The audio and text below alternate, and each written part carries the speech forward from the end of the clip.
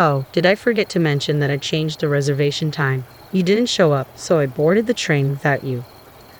I could hear a woman's laughter in the background, sitting next to my husband, Harry, on the other end of the phone. How could you do that? Come back right now, I demanded, my voice trembling with disbelief.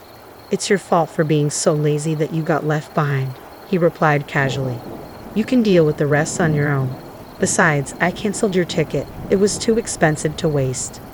That's not what I meant, I tried to explain, but he cut me off. We're going through a tunnel now, so I'm hanging up. You should just give up and head home. Without any hesitation, Harry ended the call. No, this isn't what I meant at all. If things keep going like this, we're headed for disaster. I've been married to Harry for 5 years. We tied the knot after our son Tom was born, and now Tom is 6. In the beginning, the 3 of us were happy together, but over time, Harry grew distant. He stopped paying attention to Tom, despite his earlier promises to protect us. I'll take care of you and Tom, Harry had once vowed, but now I wonder if those words were just a way to manipulate me. Harry claims he's too busy with work, ignoring our son completely. When I urge him to be more involved, he dismisses me entirely. Recently, his words have turned cold and cruel. The other day, he even mentioned divorce in front of Tom. I'm busy with work. You're just a housewife, right? My house, my rules. If you don't like it, why don't you just divorce me?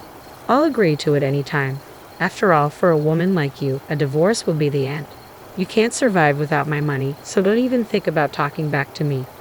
I wanted to argue, but as a housewife, I felt powerless. If I fought back, it could really lead to a divorce. I've thought about leaving Harry many times before, but the idea of our son's future always held me back.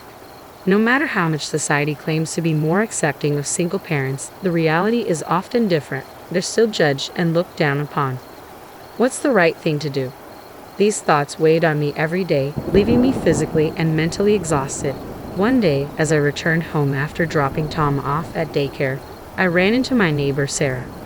Are you okay, Janet? You don't look well. Is your son in kindergarten? I can't believe you're this tired when they take care of him from morning till evening. Have you been overworking yourself? She asked, her tone laced with condescension. If you had the money and attention I do, your life would be so much more fun. But then again, if I were as clueless as you, I'd have a hard time too. I feel sorry for you. Sarah's husband works away from home, but from what I've heard, he makes a lot of money. She's always dressed in luxurious brand name clothes and flaunts expensive accessories. But despite all that, she lacks elegance, and whenever I see her, she's constantly bragging about herself, her husband, and her son. She may not be a bad person, but I've never really liked her. Everyone always seems to have something to say, but I just wish she could understand my feelings, even a little. Normally, I would have shrugged off her comments, but that day I was exhausted. I couldn't help but vent about my husband. No, I'm just a housewife, so I'm not tired from work, I admitted, feeling drained. But my husband is always complaining about how busy he is and shows no interest in our son. Lately, he's been so irritated that he even talks about divorce in front of our child. I feel sorry for Tom. The moment the words left my mouth, I regretted sharing my frustrations. When I looked at Sarah, her expression had hardened. You're a full-time housewife, and you dare to criticize your husband, the one who provides for your family. I feel sorry for him. Her voice dripped with disdain. I've never complained like that. My husband works hard, and as a wife, it's only natural that you should take good care of your children. This is why women like you struggle. She took the opportunity to look down on me and boast about what a good wife she was compared to me. I knew she would react this way. Maybe it's best not to get too involved with her. I quickly wrapped up the conversation with a polite greeting and hurried home. But that night, to my surprise, Sarah suddenly showed up at my door. I hadn't invited her, but she invited herself in. I'd like to get to know you better, Janet, she said with a smile that didn't quite reach her eyes. How about having dinner with me tonight? I love cooking, but my husband is incredibly picky, so I thought I'd visit you now that we're friends and learn some new recipes. Isn't it great that I'm motivated? I'll eat anything, so could you whip something up for us? Without waiting for an invitation, Sarah and her child barged into our home, clearly intending to stay for dinner. My husband, always the friendly one, welcomed them in without a second thought, but it was me who ended up serving them. Sarah's children ran wild, doing whatever they pleased, while she and Harry chatted endlessly, with Sarah proudly boasting about her kids. I was seething inside.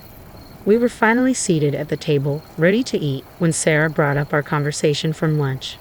"Harry, you're really doing your best, you know. You should make sure to remind your wife of that."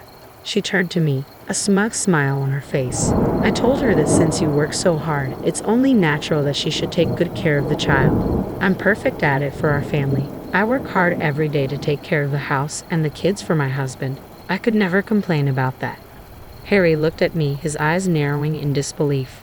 "Janet, did you really complain to her about this? I can't believe you. We're only getting by because of what I earn." I swallowed my frustration and forced myself to agree. "Yes, you're right."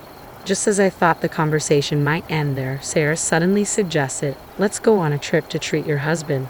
The kids will be graduating soon, and it's perfect timing, don't you think?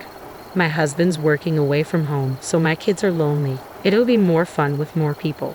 If you're okay with it, I'd love to go with you." I expected Harry to shut down the idea, but to my surprise, he seemed pleased. Sarah had been standing up for him all evening, and now even the kids, pure and innocent, were caught up in the excitement. Everyone except me was in the mood for a trip. "Leave all the preparations to Janet," Harry suggested. "She's a stay-at-home mom, so she's got all the time in the world for that." I could barely contain my frustration. "That's impossible," I finally said. "With your salary, we can't afford to pay for a trip for 5 people. Besides, it's a one-parent situation. You're blaming your own son. I can't believe you." Harry's expression darkened. "You don't appreciate me enough, do you? You're an absolute disgrace." Sarah, sensing the tension, chimed in. "That's right, Janet. You don't appreciate enough at all. Do you even know your own worth? Do you really think you're some great person?" Her words cut deep, and I realized just how isolated I had become. I swallowed the words that were on the tip of my tongue, and after apologizing to both of them, reluctantly agreed to plan the trip. "Your neighbor is struggling without her husband, so you better handle all the work," Harry said dismissively. I couldn't believe it. "Who do you think has been raising our son all on her own?" I wanted to shout, but I bit my tongue, trying to suppress my growing frustration. As I began organizing the hotels and planning every detail, it became clear that the trip they wanted would cost several $1,000s. If I spent that kind of money, my savings would be completely wiped out. "I've always been the one providing for us," I told Harry. "You should at least cover the costs this time. If you don't have it, then go into debt or borrow from your parents," he replied coldly. "But remember, if you borrow money, you better be ready to pay it back over a lifetime." No matter what I said, Harry wasn't going to listen. I gave up trying to argue and focused on finding a way to make the trip happen. After some trial and error, using point cards and coupons, I finally managed to plan something within budget. I secured a nice hotel, and Sarah was very pleased with the arrangements. "See how great my ideas are," she said to Harry, beaming. "I thought of every detail to make sure you could have a wonderful getaway." Even though I had done all the work, Sarah took full credit, speaking as if she had planned everything herself. My husband, of course, was thrilled with her presentation. "How useless you are, Janet," he said, a note of contempt in his voice. "Sarah is so talented. Shame on you for making me feel like this." I felt the sting of his words, the weight of blame that always seemed to fall on me. This was never the life I had imagined, but still, I couldn't bring myself to consider divorce, not for Tom's sake. I kept telling myself to stay calm as the day of the trip arrived. With Harry and Tom by my side, we headed to the bus station. Oh yay, the bus. Tom's eyes sparkled with excitement. It had been so long since we traveled anywhere. I had the tickets ready, and we waited at the station for Sarah and her kids to arrive. While we were waiting, Tom needed to use the restroom, so I took him quickly, thinking nothing of it. But when we returned, Harry was gone, leaving only our luggage behind. Panic began to set in. Where did he go? And where was Sarah? Time passed, and the bus was about to depart, but Harry was still nowhere to be found. I tried calling him, but there was no answer. With no other options, I decided to call Sarah. "Oh, I changed the bus time," Sarah said nonchalantly. "I didn't tell you. We got on already. I guess your husband didn't mention it either. He said he wanted to relax and ride on the premium limousine bus, so I switched it." I asked her to pass the phone to Harry, and when my husband finally picked up, his voice was filled with irritation. "Honestly, you and Tom just get in the way," he snapped. I'm going to enjoy this trip with Sarah, who actually understands me. I tried to keep my voice steady. Please just wait for us. We'll be there soon. But he cut me off. That's not what I mean. And with that, he hung up, leaving me stunned and heartbroken. I turned to Tom, trying to mask my despair. I'm sorry, sweetheart. I guess we won't be able to go on the trip after all. Tom looked up at me with those innocent eyes, full of understanding. It's okay, Mommy. As long as you're here, it'll be okay. His kindness nearly brought me to tears. I forced a smile and said, let's go home today. I'll take you somewhere better next time, I promised Tom as we headed back home. As we approached our house, I noticed a man in a suit standing at Sarah's door. He looked serious, and I couldn't help but wonder who he was and what he wanted with Sarah. But the last thing I wanted was to get tangled up in her business, so I pretended not to notice him and kept walking. Just as I was about to pass by, the man turned to me and started speaking.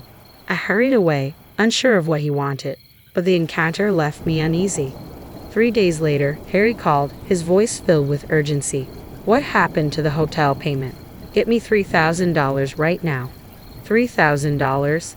There was no way I could come up with that kind of money. Why didn't you settle the bill in advance? I asked, my frustration boiling over. You're so stupid, he snapped. Come here right now. I couldn't believe what I was hearing. You asked me to leave, and now you want me to come. I had enough of his nonsense. I got us that hotel through my father's contacts. If I don't go there, they'll charge the regular rate, $3,000. When Harry had told me not to join them on the trip, I had reached out to my father and informed the hotel of the situation. I wasn't going to let them take advantage of me. If you don't pay up now, we're getting a divorce, Harry threatened. Oh really? That's fantastic, I replied, unable to hide the smile spreading across my face. I wanted a divorce anyway. Harry seemed taken aback. Really? Yes, really. It's perfect timing. I'm sure Sarah will be much happier with you. Thanks for doing me a favor. I could practically hear Sarah chiming in, full of smug satisfaction. Unlike some idiot wife, Sarah really understands me. I couldn't help but laugh. Their self-importance was absurd. Well, you have no choice but to pay the hotel fee yourself. Harry fell silent. Of course, he did. His salary was only $700, despite his pretenses of working at a major company. We managed to cover the rent where we live now with passive income from the property I bought when I was still single. Yet Harry only contributed about $300 a month, acting as if that was enough to cover all our food expenses. Honey, you shouldn't lie, I said, my voice tinged with frustration. Have you been lying? You have, haven't you? I can't stay with a man who doesn't make enough money. This means my husband is way better. I said nothing more and handed the phone to the man standing beside me. I'm divorcing you, Janet. You've been cheating on me, haven't you? Why are you there, honey? I thought you were away working. Harry's voice faltered with confusion and panic. To my surprise, the man in the suit who had spoken to me 3 days ago was Sarah's husband, Jack. 3 days earlier, when I returned home after being left behind at the bus stop, Jack had approached me, having just returned from work himself. Upon hearing the situation, Jack had apologized repeatedly and revealed that Harry and Sarah were having an affair. He explained that he had come home unexpectedly to gather evidence of their betrayal. I asked my father to contact the hotel and arrange for pictures to be taken of Sarah and Harry together during their stay. The images showed them sharing light kisses, with Sarah clinging to Harry's arm and acting overly affectionate. Seeing Harry so happy and confident with her was sickening. Luckily, I already had the divorce papers, as Harry had previously threatened to divorce me and had thrown the signed papers at me in anger. As soon as I confirmed the affair, I decided to file the papers and finalize the divorce. It was a decision I made after carefully consulting with my child and thinking it through. And then, finally, I was free from Harry. I was told that Sarah's kids weren't at the hotel, so I quickly went searching for them and discovered they had been left at Sarah's parents' house. When Jack arrived to pick them up, he showed Sarah's parents the evidence of the affair and the photographic proof. Overwhelmed with guilt, they apologized to Jack with tears in their eyes. As we awaited a response from Harry and Sarah, who had betrayed both Jack and me, Sarah tried to justify her actions with absurd excuses. She claimed that she pretended to have an affair with Harry to provoke a reaction from me, hoping it would make me change my attitude. Her excuses were pathetic, and it was clear she had orchestrated everything deliberately, leaving her kids behind while planning to enjoy the affair with Harry funded by my money. Jack was deeply apologetic and offered to cover the cost of the trip from his savings, pleading for forgiveness. I couldn't simply accept his apology, though. It wasn't that easy.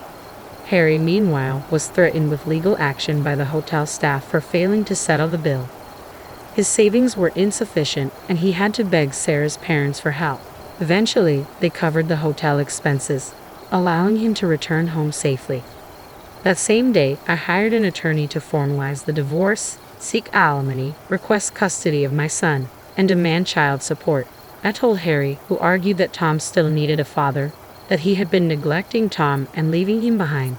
It was clear to me that it was not in Tom's best interest to be with him. Jack also managed to secure his divorce without issues. Sarah, who resisted leaving Jack, found herself in a dire situation. She tried to stay in the house but was forced to move out when she couldn't afford the rent. Jack demanded alimony, and Sarah's financial situation deteriorated. She was evicted after staying too long and incurred a penalty fee. She eventually moved back in with her parents, where they were less than pleased with her situation. As for me, I felt a sense of relief and contentment. I could finally live peacefully with my son. I even invited Jack and his kids to stay at the hotel, and seeing the kids' smiling faces made me genuinely happy. I wished this peaceful life could last forever. "Get out of this house," she demanded, her voice cold and unwavering. I barely had time to react before she added, "Besides, I already have a plan for a new life for him." My mother-in-law, never one to change, had concocted an outrageous scheme. With a triumphant smirk, she said, "You incompetent wife, get your divorce." Something snapped inside me. "You'll regret saying that," I retorted. "Regret? Why should I?" She laughed dismissively. "Ha ha. Because this house," I said, my voice steady despite the turmoil inside. "My name is Kelly, and I'm 34 years old. After graduating from college, I landed a job as an engineer at a major company. Since then, I've poured my heart into my work. It was during this period that I met Tommy, who would eventually become my husband. When I was 28, I encountered him through work. He was a salesman who frequently visited our office. Tommy was always friendly, greeting me with a warm smile, even though our paths rarely crossed directly. It was at a company social event that we truly connected. The person in charge of our account had a high regard for Tommy, and after a brief introduction, extended an invitation for him to join us. That evening, Tommy and I discovered we had much in common. We exchanged contact details and soon began dating. 2 years later, we married. Our relationship has been a source of immense joy and support. Tommy has been my rock, especially when I face significant decisions like starting my own business. When I was contemplating leaving my job to freelance, I was filled with doubt. The uncertainties about steady income and potential vacations weighed heavily on me. But Tommy encouraged me, saying, "If you really want to do this, then go ahead and try. I'll support you no matter what." Despite my cautious nature, I took the plunge and resigned from my job. To my surprise, my freelance work took off beyond my expectations. My prior experience made me a trusted professional, and I began handling significant projects with a much higher income than before. Tommy and I were thrilled with the growth in our savings. While I was ecstatic about the financial success, what truly made me happy was his unwavering support. With him by my side, I felt I could tackle any challenge. These days, we enjoy traveling and driving together on his days off. We still save diligently, but also allow ourselves the occasional splurge. Our life together is fulfilling and joyful. Then, one day, while working from home, I started feeling unwell. When the discomfort persisted, I went to the hospital for a checkup. To my astonishment, I discovered I was pregnant. That evening, as I waited anxiously for Tommy to come home, I could hardly contain my excitement. When he arrived, I immediately shared the news. "I went to the hospital today," I said, a mix of nervousness and excitement in my voice. "Oh, I see," he replied, his tone unexpectedly subdued. "I'm sorry. I couldn't follow you there. How did it go?" my husband asked as he hung up his suit jacket. I chuckled softly and replied, "They told me I'm pregnant." He paused, staring at me in surprise. "What? Seriously?" "Yes," I confirmed, beaming. "I'm pregnant." A wide smile spread across his face. "Really? We did it. Thank you, Kelly." His joy was infectious, and I couldn't help but share in his excitement. We eagerly anticipated welcoming our baby together, committed to doing our best as a family. As we sat down to enjoy the dinner I had prepared, my husband continued to talk animatedly about our future child. We discussed the baby's potential gender and began dreaming about baby items. If it's a boy, he said, I want to teach him to play catch. And if it's a girl, I'd love to play house with her. I decided it was the right moment to share a thought that had been on my mind. How about we build a house soon? He looked puzzled. What do you mean? Well, I explained, we've saved up quite a bit of money. With a baby in the way, our current place might be too small. It could be a good time to invest in a new home. We could have a bigger space for the baby to play, a dedicated room for my work. Doesn't that sound dreamy? He nodded, clearly pleased with the idea. Yes, it does. We'll have a beautiful, spacious home for our new baby. We decided to start planning our new house immediately. On weekends, we visited open houses and worked on floor plans, aiming to complete the house before the baby arrived. About a month after learning about the pregnancy, we planned a visit to my in-laws to share the news. I felt a pang of unease. My relationship with my mother-in-law had always been strained. The drive to their house was about 30 minutes, but I seldom visited. During our early marriage, I'd made an effort to visit for Thanksgiving and New Year's. However, my mother-in-law frequently criticized my career, saying things like, "You're too focused on your job," and "When are you going to give us grandchildren?" Her comments were often harsh. "All you do is sit at your computer, don't you? I don't like you because you're kind of a nerd. Tommy's a great communicator as a salesman, but his wife is like this." Despite my efforts, she failed to understand that my interest in computers was the reason behind my job. While I didn't have poor communication skills, her words stung. She only masked her true feelings when my husband and father-in-law were around, putting on a facade of politeness. Her heartless remarks, made only in private, left me bitter and wary. Gradually, I had been avoiding my mother-in-law, visiting her less frequently. However, this time, I had no choice but to go since we were sharing the news of our baby's arrival. She had often asked if I had any children yet, so I hoped she would be pleased to hear the news. With a mix of anxiety and anticipation, my husband drove me to my in-law's house. My mother-in-law greeted me with her usual blank expression, but her demeanor shifted immediately when my husband spoke. "Mom, it's been a long time," he said warmly. Her face lit up with a smile, and her tone brightened. "Oh, Kelly, it's been ages. I hope you've been well." "Yes, I've been fine," I replied, trying to match her cheerful tone. "I'm glad to hear you're doing well too. Come on in, both of you," she invited us with a forced enthusiasm. As we entered the living room, my father-in-law welcomed us warmly, saying, "Oh, you've come a long way." I was about to sit on the sofa with my husband to chat with my father-in-law when my mother-in-law asked me to help with serving tea. I followed her to the kitchen, feeling a pang of discomfort. In the kitchen, my mother-in-law's demeanor changed completely. She looked at me coldly and said, "I haven't seen your irritating face in a while. I suppose you're still doing that lowly job of yours? I hear you plan to keep working even after the baby is born. I hope you're not going to make a foolish decision like that." Her harsh words stung, but I had to endure them. When I returned to the living room to serve tea, her attitude shifted again. In front of my husband and father-in-law, she was all smiles and acted like the perfect mother-in-law. When my husband announced my pregnancy, her reaction was a facade of joy.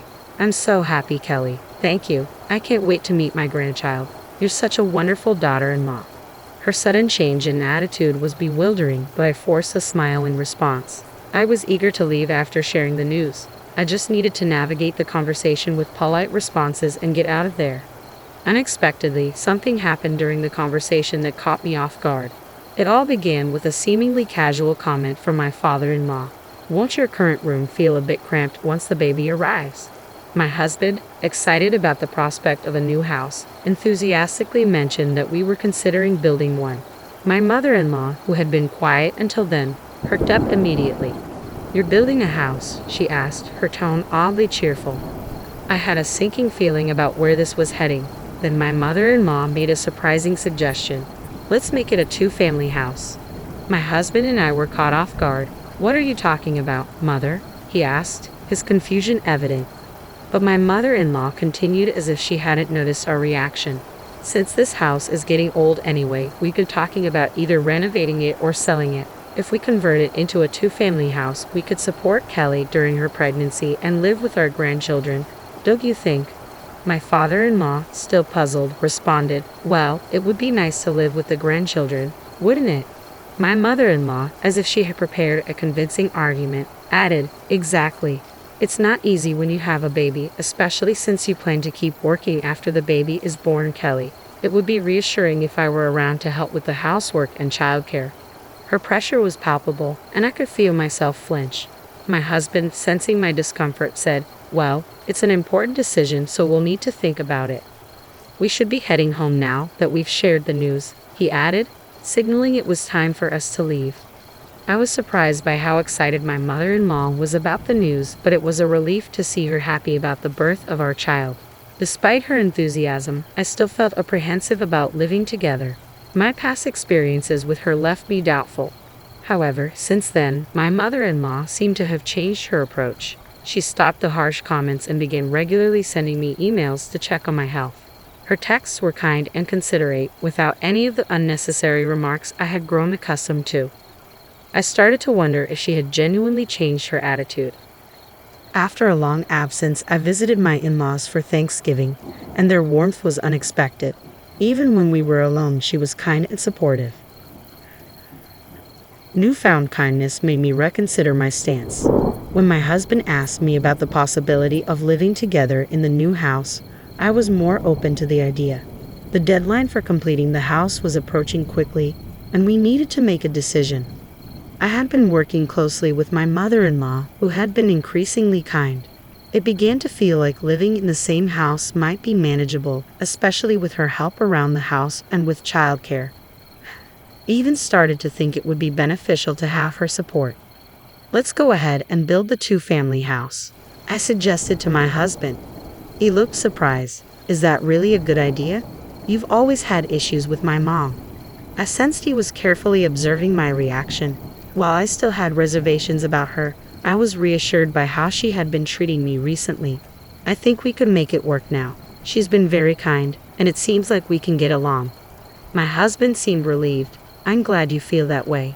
You're right, my mother can be a bit challenging, but I believe she'll help with the kids." We returned to the construction company to modify our plans for the two-family house. Since we had already settled on the floor plans, we expanded the rooms to accommodate the new arrangement.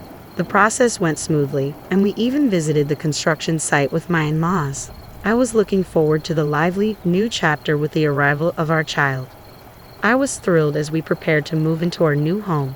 Construction was underway, and I was nearing the last trimester of my pregnancy. The excitement of starting this new chapter in our lives was palpable, and my in-laws seemed genuinely supportive. A few months later, I successfully gave birth to a healthy baby girl. My husband and in-laws were overjoyed. As we awaited the completion of our new house, anticipation grew. Finally, the house was ready. My husband and I brought our daughter to our new home for the first time. Coincidentally, my in-laws arrived at the same time, and together we entered the house with eager excitement. The new home was stunning, spacious, and beautifully designed. Just walking through it filled me with joy. Both my husband and father-in-law quickly settled into their new rooms, their faces beaming with contentment. Then, I was called to the kitchen by my mother-in-law. "Come here for a minute, Kelly," she said. I was surprised to find her at our house, but I went to the kitchen as requested. "What's wrong, Gemma?" I asked, puzzled. "I can finally tell you," she said coldly. "I want you to leave this house." I was taken aback, unable to grasp what was happening. My mother-in-law continued with a disdainful tone reminiscent of the past. "I didn't want to be kind to you, but I tolerated you because Tommy was building me a house. It's been tough these past 6 months, but now my efforts have paid off." "What do you mean?" I managed to ask, my voice trembling. "I've never liked you. You kept your job even after having a child, and to top it off, it's a girl. You promised to help with the housework and childcare, but that was a lie to manipulate Tommy into doing what I wanted. Now that the house is built, you're no longer needed. Divorce Tommy." My heart sank as she added, "And I already have a new wife in mind for him." "What?" I gasped, shocked. "She's the daughter of an acquaintance of mine. She wants to be a housewife, so I plan to arrange for her to marry Tommy in his house." I was stunned into silence. My mother-in-law's cruel plans were far from what I had expected. Her face was a mask of triumph as she declared, "You incompetent wife, get a divorce and leave right now." At that moment, something inside me snapped. There would be no forgiveness for her cruelty. "You'll regret saying that," I said, my voice shaking. "Regret? Why?" she asked with a mocking tone. "Because this house," I began, but before I could finish, my husband arrived. "Hey Mom, I heard what you just said. What do you mean you're kicking Kelly out and planning to replace her?" he demanded. My mother-in-law looked momentarily startled by his interruption but quickly resumed her stance. "I'm only doing this for your own good," she said dismissively. My husband's face was a mix of anger and confusion as he stood up to his mother. The tension was palpable, and I knew that the future of our family was hanging in the balance. "I don't want this weak woman living in your house. Get a new wife who is young and can give birth to a son," my mother-in-law said with cold disdain. My husband's face turned pale as he confronted her. "What are you talking about? Kelly is the one who built this house. It's in her name."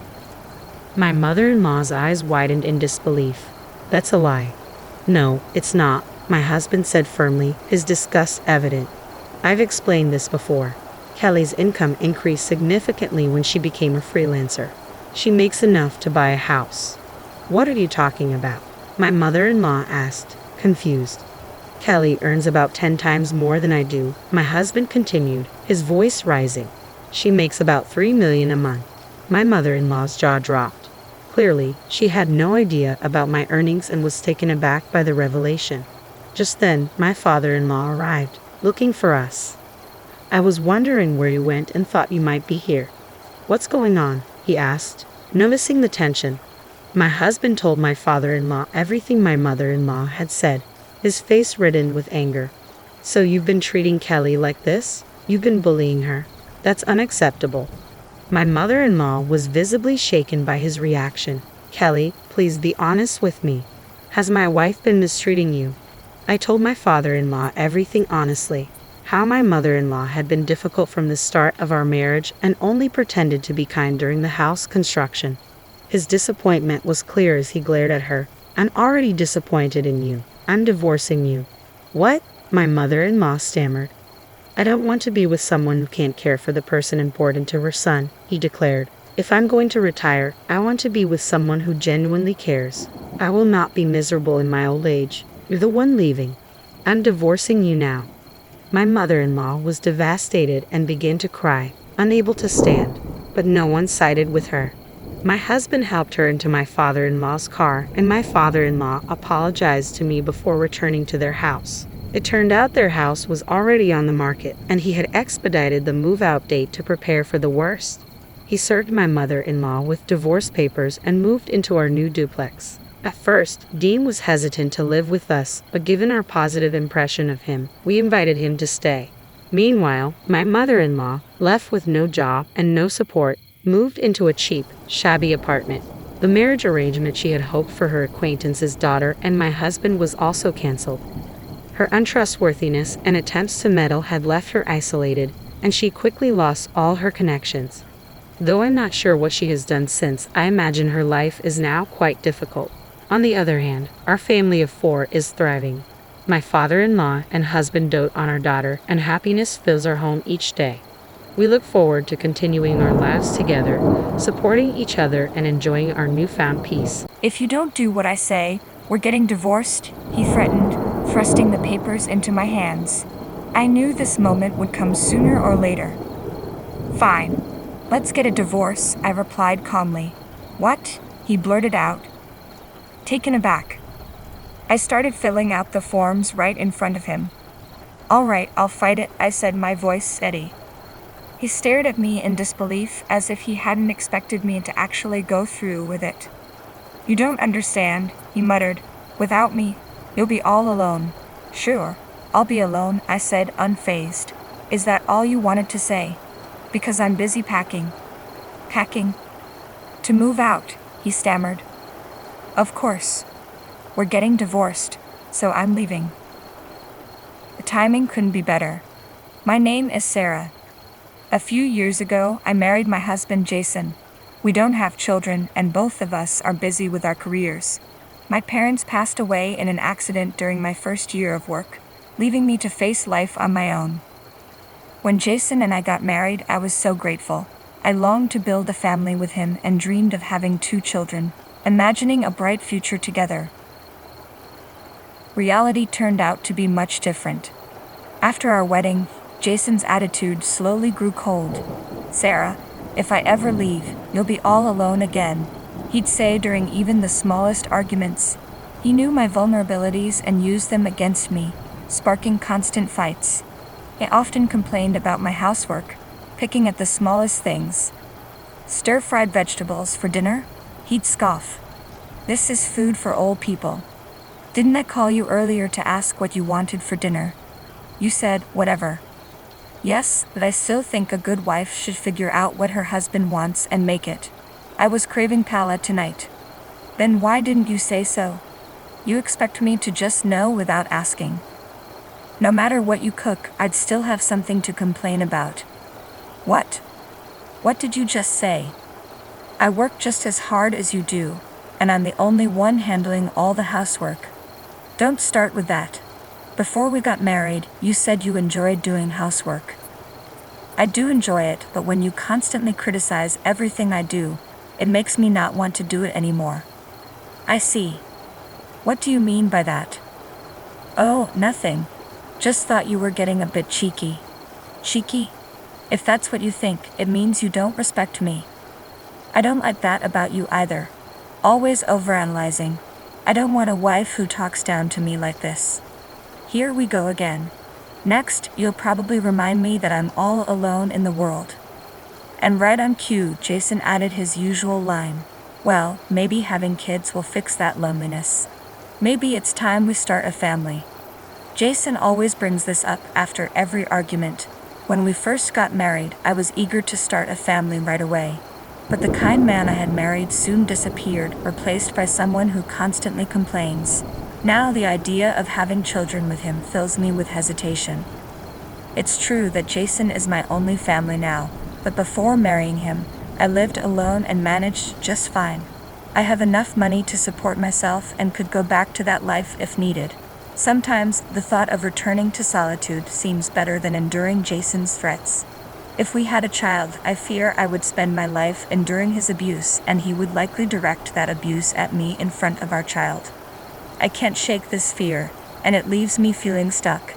Jason doesn't like my reluctance, but he doesn't understand my reasons either. Before we got married, you were eager to have kids right away, so why are you now so hesitant? Isn't this a bit deceitful? If that's the case, why don't you make me feel more comfortable about having kids? Are you going to keep criticizing my cooking, my housework, and the way I fold clothes even in front of them? I'm not criticizing. I'm just expressing my thoughts. That's just how it sounds to you because you're overly sensitive. Maybe your personality was affected by not having parents during your childhood. What are you talking about? Are you trying to make me look foolish? I'm not making a fool out of you, Jason said with a dismissive grin. The look on Jason's face was clear proof that he was making a fool out of me. And to make matters worse, there was my mother-in-law. "Any grandchildren yet?" she would ask every time I visited her house. "That's right. You should ask her about it too. She's not contributing at all," Jason would say. "Sarah, what's going on?" My mother-in-law's gaze was piercing. I was at a loss for words. "Well, there are issues," my mother-in-law said. "Jason, you need to discuss this with Sarah." "I do talk to her all the time, but this woman..." "Don't call her this woman. Just make sure you and Sarah work things out, all right?" "All right, I understand," Jason replied.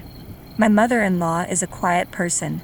Since her husband passed away, she has been living alone. She means well, but her constant question, "Any grandchildren yet?" weighs heavily on me. I can see how much she's looking forward to becoming a grandmother, so I can't bring myself to tell her that I'm unsure about staying married to her son because of his personality. I had no choice but to keep my concerns to myself. Then my mother-in-law had an accident. I received a call from Jason and left work early to rush to the hospital. I arrived before he did. "I'm sorry for the trouble. How is Mother?" "I'm okay. Just a broken leg, she said with a weak smile. Oh my God, you don't need to cry like that, she reassured me, though I couldn't hold back my tears. I'm sorry, I was terrified I might lose you too. I was so worried on the way here. Oh well, I guess Jason didn't tell you. I'm sorry for making you worry and for reminding you of what happened to your parents. This was the first time my mother-in-law and I had a deep conversation. You should head home now, she said gently. But I want to wait for Jason. I'll go home with him, I replied. She sighed. He's not coming, so you might as well go home. That can't be true, I said, not wanting to believe it. I'm his mother. I know, she said firmly. It was disheartening, and unfortunately, she was right. Jason didn't show up even after visiting hours were over. When I returned home, he was lounging on the couch, watching TV. What are you doing? I asked, puzzled. What do you mean? Jason replied, feigning ignorance. You called me to say your mother had an accident today, so why didn't you come to the hospital? Oh, I figured you'd handle it. One person's enough, right? She's still alive, so it's not a huge deal. She's your only mother, I pointed out. Shut up. Just make me something to eat. I'm starving. You haven't eaten. Of course not. Why should I spend my own money when you're cooking? I'm not cooking. I'm going to bed, I said firmly. Don't you dare talk to me like that. If you make me angry, I'll divorce you, you know, Jason threatened. Then go ahead and do it. I was hungry, but Jason's words and actions had irritated me so much that I decided not to cook for him. I stayed in the bathroom, determined not to give in. The next morning, he was already gone. From that day on, he never came back, presumably staying at his parents' house. I left him there. After work that day, I hurried to the hospital to see my mother-in-law. I chose not to mention Jason. I didn't want to add to her worries. I made it a point to visit her every day while she was in the hospital. Thank you so much, Sarah. I know you and Jason aren't getting along, but I really appreciate you being there for me. I'm sorry. You don't need to apologize, I replied softly. I can guess what's been happening. Understand you didn't want to have children, and he must have caused you a lot of distress. I didn't know how to respond to my mother-in-law's insight, so I remained silent. A woman's intuition can be very accurate. He's the one who made you worry about having kids, so it's all right now.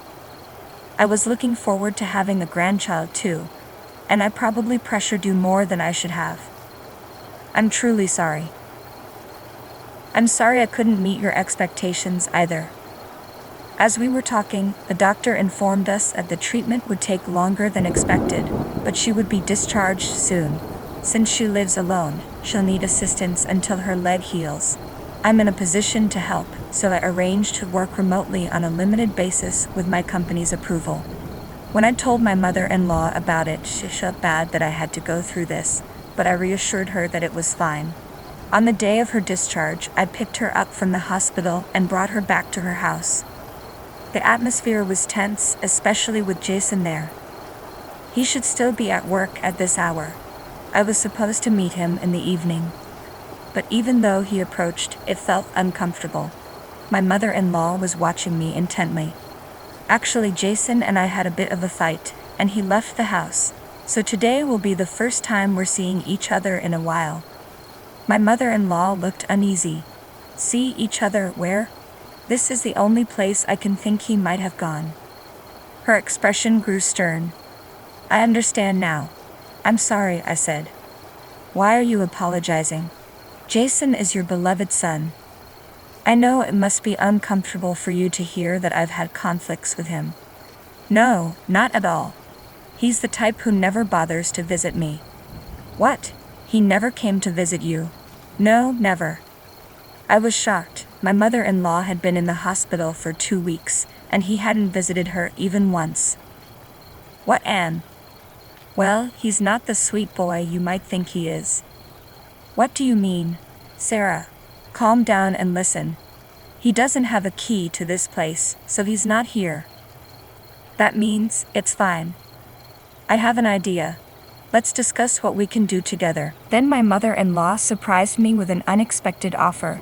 A week later, I found myself back in the house. As I was packing my bags, I heard the front door open. Oh, perfect timing. I wanted to talk to you. I'm busy. How's Mom doing? Why don't you go see her yourself? Ha! You're the one taking care of her, so I don't need to go. Besides, you're supposed to be looking after Mom. If you don't do what I say, we're getting a divorce. He handed me the divorce papers. Had been expecting this sooner or later. All right, then let's get a divorce, I said, filling out the divorce papers right in front of him. Fine, I'll fight for myself, Jason replied, looking taken aback. You don't understand, do you? Without me, you'll be all alone. Yeah, all alone. Is that all you have to say? If so, that's enough. I'm busy preparing to move out. Where are you moving to? What? Isn't it obvious? I'm divorcing you and moving out. The timing is just right. And who will take care of Mom? Don't worry. I'll make sure your mother is taken care of. You're an idiot, you know that. If you stood up for my mom, you'd get your inheritance. When she dies, I'll be the one to inherit everything as her only son. You're not my son anymore. Earned in surprise as my mother-in-law appeared in the doorway. Oh, what are you doing here, Mother? You need nursing care, don't you? I came to help Sarah move out, you idiot.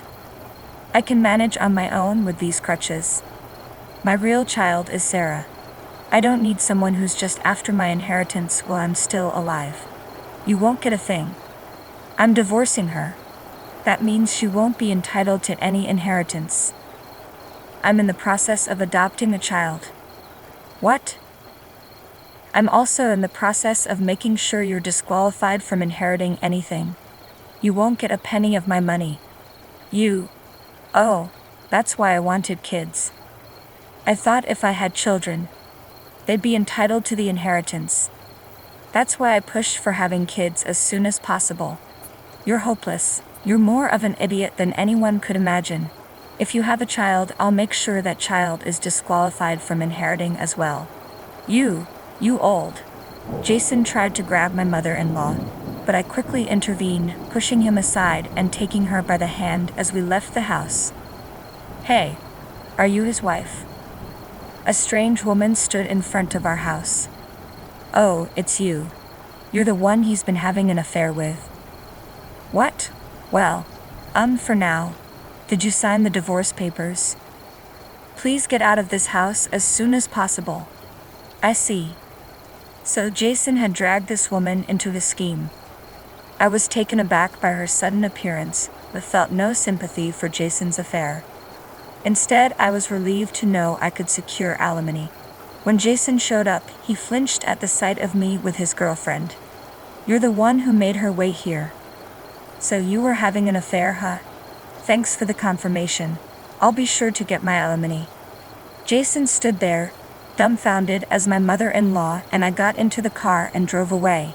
We went straight to the city office and filed the divorce papers. I then pursued alimony from both Jason and his girlfriend.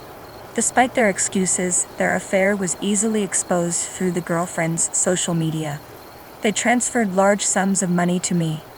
It turned out the girlfriend was after my mother-in-law's inheritance, and she vanished from Jason's life once she realized he wouldn't inherit anything.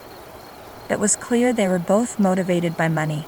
Jason made several attempts to reconcile by visiting my parents-in-law's house, but his mother refused to see him. I blocked his contact information early on, and though he called from unknown numbers a few times, I didn't answer.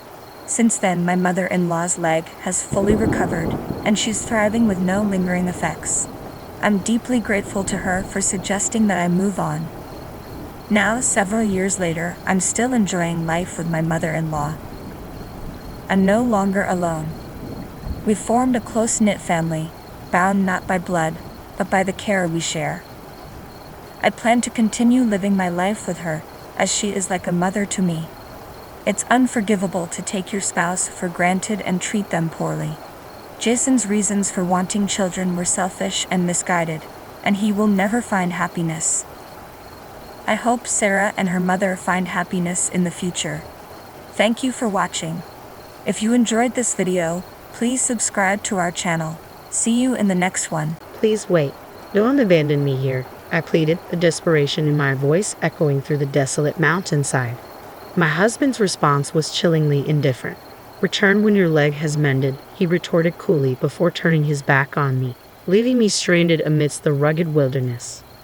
Frantically, I cried out once more, a futile attempt to halt his departure, but his smirk and fleeting glance were all the acknowledgement I received before he vanished into the distance.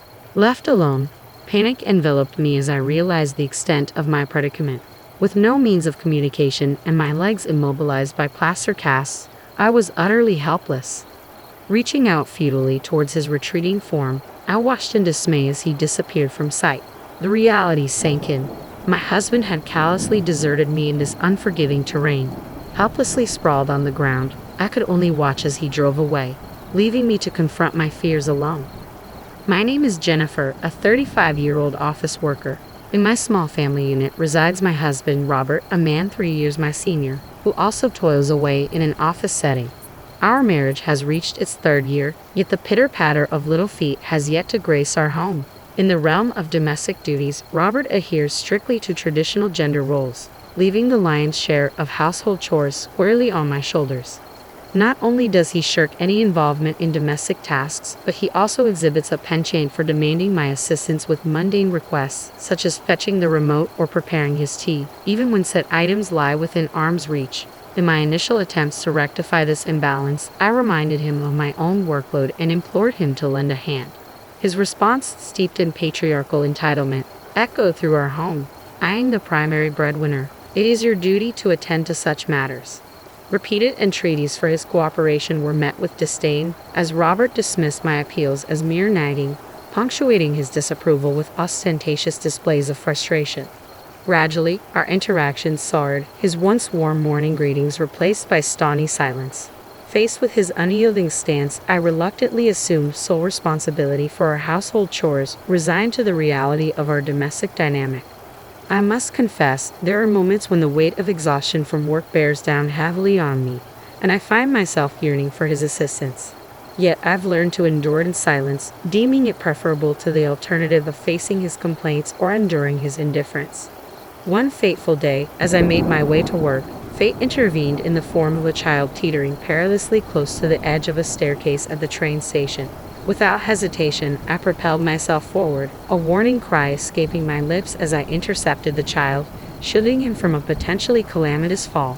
However, in my valiant effort, I too became ensnared in the precarious descent, my body twisting and contorting as gravity pulled us both downward. Amidst the chaotic whirlwind of motion, a sickening snap reverberated through the air, accompanied by searing agony that eclipsed any pain I had ever known. When the dizzying tumult finally subsided, I found myself cradling the stunned child in my arms, relief flooding through me as I assessed his unharmed form. Yet my own attempts to rise were thwarted by the excruciating protests of my limbs. Summoning the aid of station personnel, I implored them to summon an ambulance as I grappled with the throbbing anguish radiating from my broken leg. Transported to the hospital, I reached out to Robert, recounting the harrowing ordeal and beseeching him to join me. Forgive the inconvenience. It seems I've managed to get myself into quite the predicament, I murmured apologetically over the phone. Don't concern yourself with apologies. Let's focus on getting you home safely, came Robert's earnest response, his genuine worry providing a flicker of comfort amidst the chaos. What a thoughtful husband you have, remarked the nurse, her words dripping with admiration as she glanced at Robert. With a smug grin, he replied, "Oh, I always lend a hand around the house," a boastful claim that left me incredulous. Suppressing my astonishment, I opted for silence, unwilling to create a scene in the hospital room. However, upon our return home, Robert's demeanor underwent a drastic transformation. "Hey, I'm famished. Fetch me something to eat, and don't forget to iron this shirt," he barked, assigning me household chores without a hint of consideration. Confined to a wheelchair, I bristled at his demands, unable to comply with his requests. "What?" caged my predicament. I protested, frustration lacing my words. You promised to take care of things while I was hospitalized. Taken aback by my reproach, Robert's retort was swift and cutting. I only said that because you were in the hospital, he snapped, his tone laced with derision. Just get it done. And let's be realistic here, you couldn't have possibly saved that kid. You're too clumsy, too slow. It became increasingly apparent that Robert harbored doubts about the veracity of my words. How can you say something so cruel? I countered, my voice tinged with hurt and disbelief. Unmoved, Robert's concern veered swiftly towards financial matters. Does it really matter? He retorted callously. Are you taking time off work? What about your salary? His words cut deep, emphasizing his prioritization of money over my well-being. Though I knew I would receive some form of compensation from my job during my absence, it would pale in comparison to my regular earnings. You can't contribute to household chores or bring in a salary. You're utterly useless. His criticism stung, leaving me speechless and reeling from the unexpected onslaught. As I struggled to process his harsh words, Robert sank into the sofa with a disgruntled sigh, his discontent palpable. Why did I ever marry you? He muttered bitterly, his tone dripping with disdain. Bewildered by his hostility, I sought to defend myself. I didn't choose to be in this condition, I protested weakly. Enough with your excuses. Robert's retort was sharp and unforgiving. If you have the energy to complain, then start pulling your weight around here. Surely you're capable of that much. His words struck a raw nerve, plunging me into a suffocating sense of despair. Unable to bear his callousness any longer, I found myself blurting out, "That's it. If this is how it's going to be, I'm going back to my parents' house." Robert appeared more than willing to accommodate my decision. "All right then, I'll take you there," he chirped, reaching for the car keys. With minimal preparation, I gathered only the essentials into a bag, relying on my crutches to navigate. However, Robert's assistance was conspicuously absent as I struggled to make my way to the car. "Come on, what's taking so long? Hurry up and get in," he grumbled impatiently, tossing my bag into the car with careless disregard. Irritation oozed from every pore as he settled into the driver's seat, clearly perturbed by the inconvenience. The journey to my parents' home, nestled amidst the mountains, stretched before us, a daunting 2-hour drive. Despite my misgivings about Robert's sudden willingness to accompany me, I had little choice but to rely on his assistance for the time being. As the city lights faded into the rearview mirror, Robert's sour disposition remained unchanged, his irritation palpable with every click of the tongue at each red light we encountered. Lost in contemplation, I resigned myself to pondering my options once I reached the safety of my parents' embrace. However, my reverie was shattered when the car abruptly halted. "What's happening? Did we run out of gas?" I queried, turning to Robert in confusion, only to be met with a venomous command. "Get out of the car here." Perplexed, I protested. "Here? Why? I can't be left stranded in the middle of nowhere." "Shut up. Don't come back until you're able to walk again."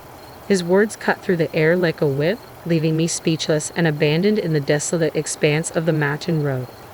Never in my wildest dreams had I envisioned such a nightmare scenario. Despite my frantic attempts to cling to the seatbelt and door, Robert callously ejected me from the car with a forceful shove.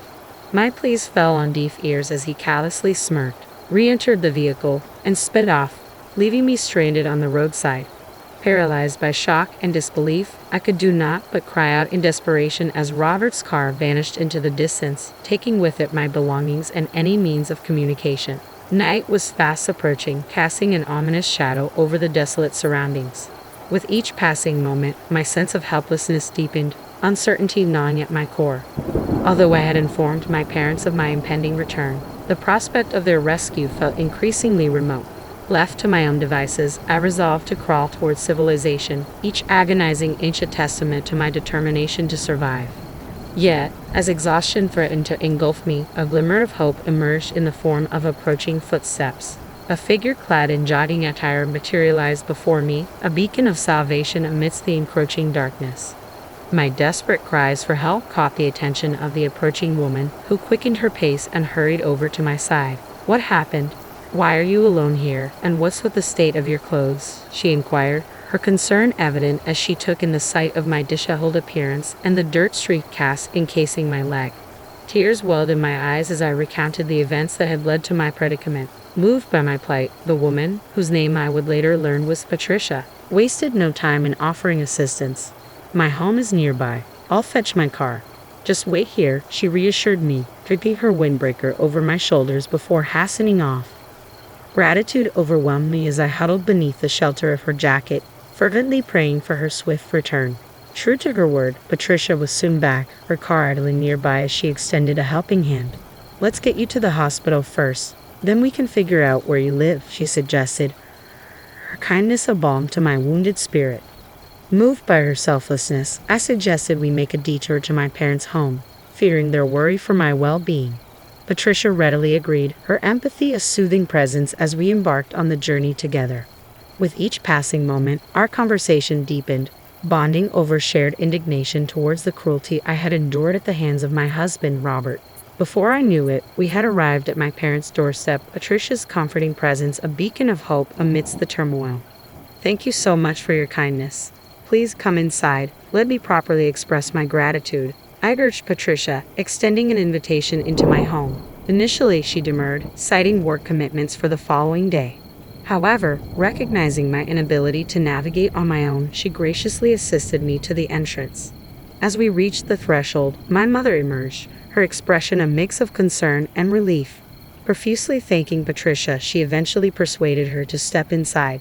Once within, my parents and I showered Patricia with gratitude, overwhelmed by her selfless act of compassion. Seated amidst the warmth of my family's embrace, I recounted the events that had led me back to their doorstep and Patricia's invaluable assistance. "What a despicable man. You should divorce him immediately," my father fumed, his anger palpable. "You need to rest," my mother interjected, her worry etched across her features. But I had a task at hand. "I need to call Robert," I declared, determination driving my actions. With my parents by my side, I reached for the home phone, steeling myself for the conversation that lay ahead. "You're home already. Come back as soon as you're healed. Who will take care of the house without you?"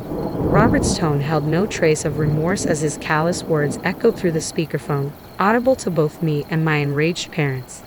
Enraged by Robert's callous disregard, my father's voice thundered through the phone, seething with fury. "What nonsense is he spouting? He's got some nerve," he bellowed, his anger palpable even from a distance. Beside him, my mother's expression hardened, her disapproval evident. Despite the heated confrontation, Robert remained obstinate, his demands for my return to household duties unabated. The finality in my decision reverberated through the line as I declared, "It's over. Let's get a divorce." A heavy silence followed, punctuated only by Robert's resigned sigh. "Why does it have to come to this?" he lamented, shifting the blame onto me with practiced ease. Exhausted by the emotional turmoil, I terminated the call with a weary sigh, the weight of my decision hanging heavily in the air. In the aftermath, it took considerable effort to soothe my parents' frayed nerves, their anger simmering beneath the surface. The following day, the incessant ringing of the house phone filled the air, a silent testament to the unresolved turmoil brewing between Robert and me. Though the caller remained unknown, I couldn't shake the feeling that it was Robert unwilling to accept the finality of our decision. The incessant ringing of the phone persisted, each call a jarring intrusion into my solitude. Despite my initial reluctance, a nagging suspicion crept in. Perhaps it wasn't Robert after all, given the timing during his work hours. Yielding to curiosity, I answered, only to be met with Robert's frantic voice on the other end. "Finally, why were you ignoring my calls? I need your help. I'm on the verge of being fired." Robert's words spilled out in a desperate torrent, his distress palpable even through the receiver. His plea fell on deaf ears as I coolly retorted, "And what exactly do you expect me to do about it? Your job is your responsibility, not mine," before disconnecting the call with a decisive click. "If he's facing the consequences of his actions, it's well deserved," I mused bitterly, refusing to entertain any further involvement in Robert's affairs. However, a startling revelation soon emerged. Patricia, the woman who had come to my aid, was Robert's mistress. As she listened to my tale during our encounter, a sense of familiarity began to dawn upon her. Her suspicions were confirmed when she overheard Robert's voice during my divorce call. Upon seeing his picture, her world shattered, her anguish mirroring my own shock and betrayal. Blindsided by Robert's infidelity, I seethed with resentment at being deceived and neglected. Yet, it was Patricia's fury that truly ignited a storm within me, her righteous anger far surpassing my own expectations. Together, we navigated the turbulent waters of betrayal, united in our shared sense of betrayal and indignation. As Patricia recounted, she first crossed paths with Robert in her workplace, a subsidiary of his company. Their initial interaction occurred during one of Robert's business visits, sparking a connection that quickly evolved into frequent rendezvous. Robert, keen to escalate their relationship beyond professional boundaries, disclosed his purported divorce history, a narrative reinforced by rumors circulating among their colleagues. Enticed by his seemingly genuine demeanor, Patricia succumbed to Robert's overtures, nurturing dreams of a future together based on his promises of marriage. Little did she know, behind his facade of sincerity lurked a deceitful man who not only concealed his marital status but callously abandoned his injured wife in the wilderness. Consumed by a potent blend of regret and fury at being duped by such a man, Patricia's visage twisted into a chillingly sinister smile. Determined to exact revenge for her betrayal, she orchestrated Robert's downfall, leveraging her connections to ensure his dismissal from his position. Following my decisive dismissal of Robert's pleas, Patricia reached out to relay the consequences of his actions. He's facing the repercussions now. My uncle, infuriated by his behavior, has terminated his employment, she revealed, her voice tinged with satisfaction at the fulfillment of her vengeance. The uncle Patricia referred to happened to be the president of Robert's company. As it turned out, Patricia and the president shared a familial bond. She was his niece. Patricia, grappling with health issues that restricted her ability to work extended hours, secured a part-time position at her uncle's subsidiary, conveniently located near her residence. During our conversation, Patricia revealed that she had been jogging in the mountains that day, a cost-effective alternative to gym memberships aimed at bolstering her physical strength. Interestingly, the CEO, who lacked children of his own, showered Patricia with affection and support, given their familial ties. However, Patricia had deliberately concealed this relationship from Robert, fearing potential complications due to their distinct surnames and disparate workplaces. It's best to stay cautious, Patricia cautioned, her tone tinged with concern. My uncle mentioned Robert making inappropriate remarks. I wouldn't be surprised if he attempts to visit you again. As Patricia had ominously predicted, Robert materialized at my parents' doorstep that very night, his persistent knocks echoing loudly through the stillness of the evening. His voice, strained with anger, reverberated through the door as he unleashed a barrage of accusations. "You're responsible for getting me fired. You need to come with me and explain everything to the boss and apologize." Robert's tirade was fueled by his belief that my alleged collusion with Patricia had led to his termination. In his skewed version of events, I had embellished details of his affair to Patricia, thereby triggering a misunderstanding with the boss. As the gravity of the situation dawned on me, I realized the true meaning behind Patricia's cryptic warning of Robert's inappropriate behavior. However, before I could formulate a response, my father, unaware of the brewing storm, had already swung open the front door, unwittingly inviting Robert's wrath into our home. "Enough with your excuses. How dare you demand an apology from my daughter after betraying her trust? You got what was coming to you. Now, get out." My father's voice thundered with righteous indignation as he forcefully ejected Robert from our doorstep, slamming the door shut and locking it behind him. Yet the commotion outside persisted, Robert's pleas for forgiveness echoing through the walls. Taking a deep breath, I addressed Robert through the intercom, determined to set the record straight. "Let me make something abundantly clear since you still seem oblivious. You believe you were fired for merely laying hands on the boss's niece. You're sorely mistaken." The boss thoroughly explained the situation from start to finish. From the CEO's standpoint, this wasn't just a run-of-the-mill affair. It was viewed as a parent company exploiting a subsidiary employee into an extramarital relationship. Your status as a part-time employee placed you in a vulnerable position, and your actions were deemed unacceptable. I continued, my tone unwavering.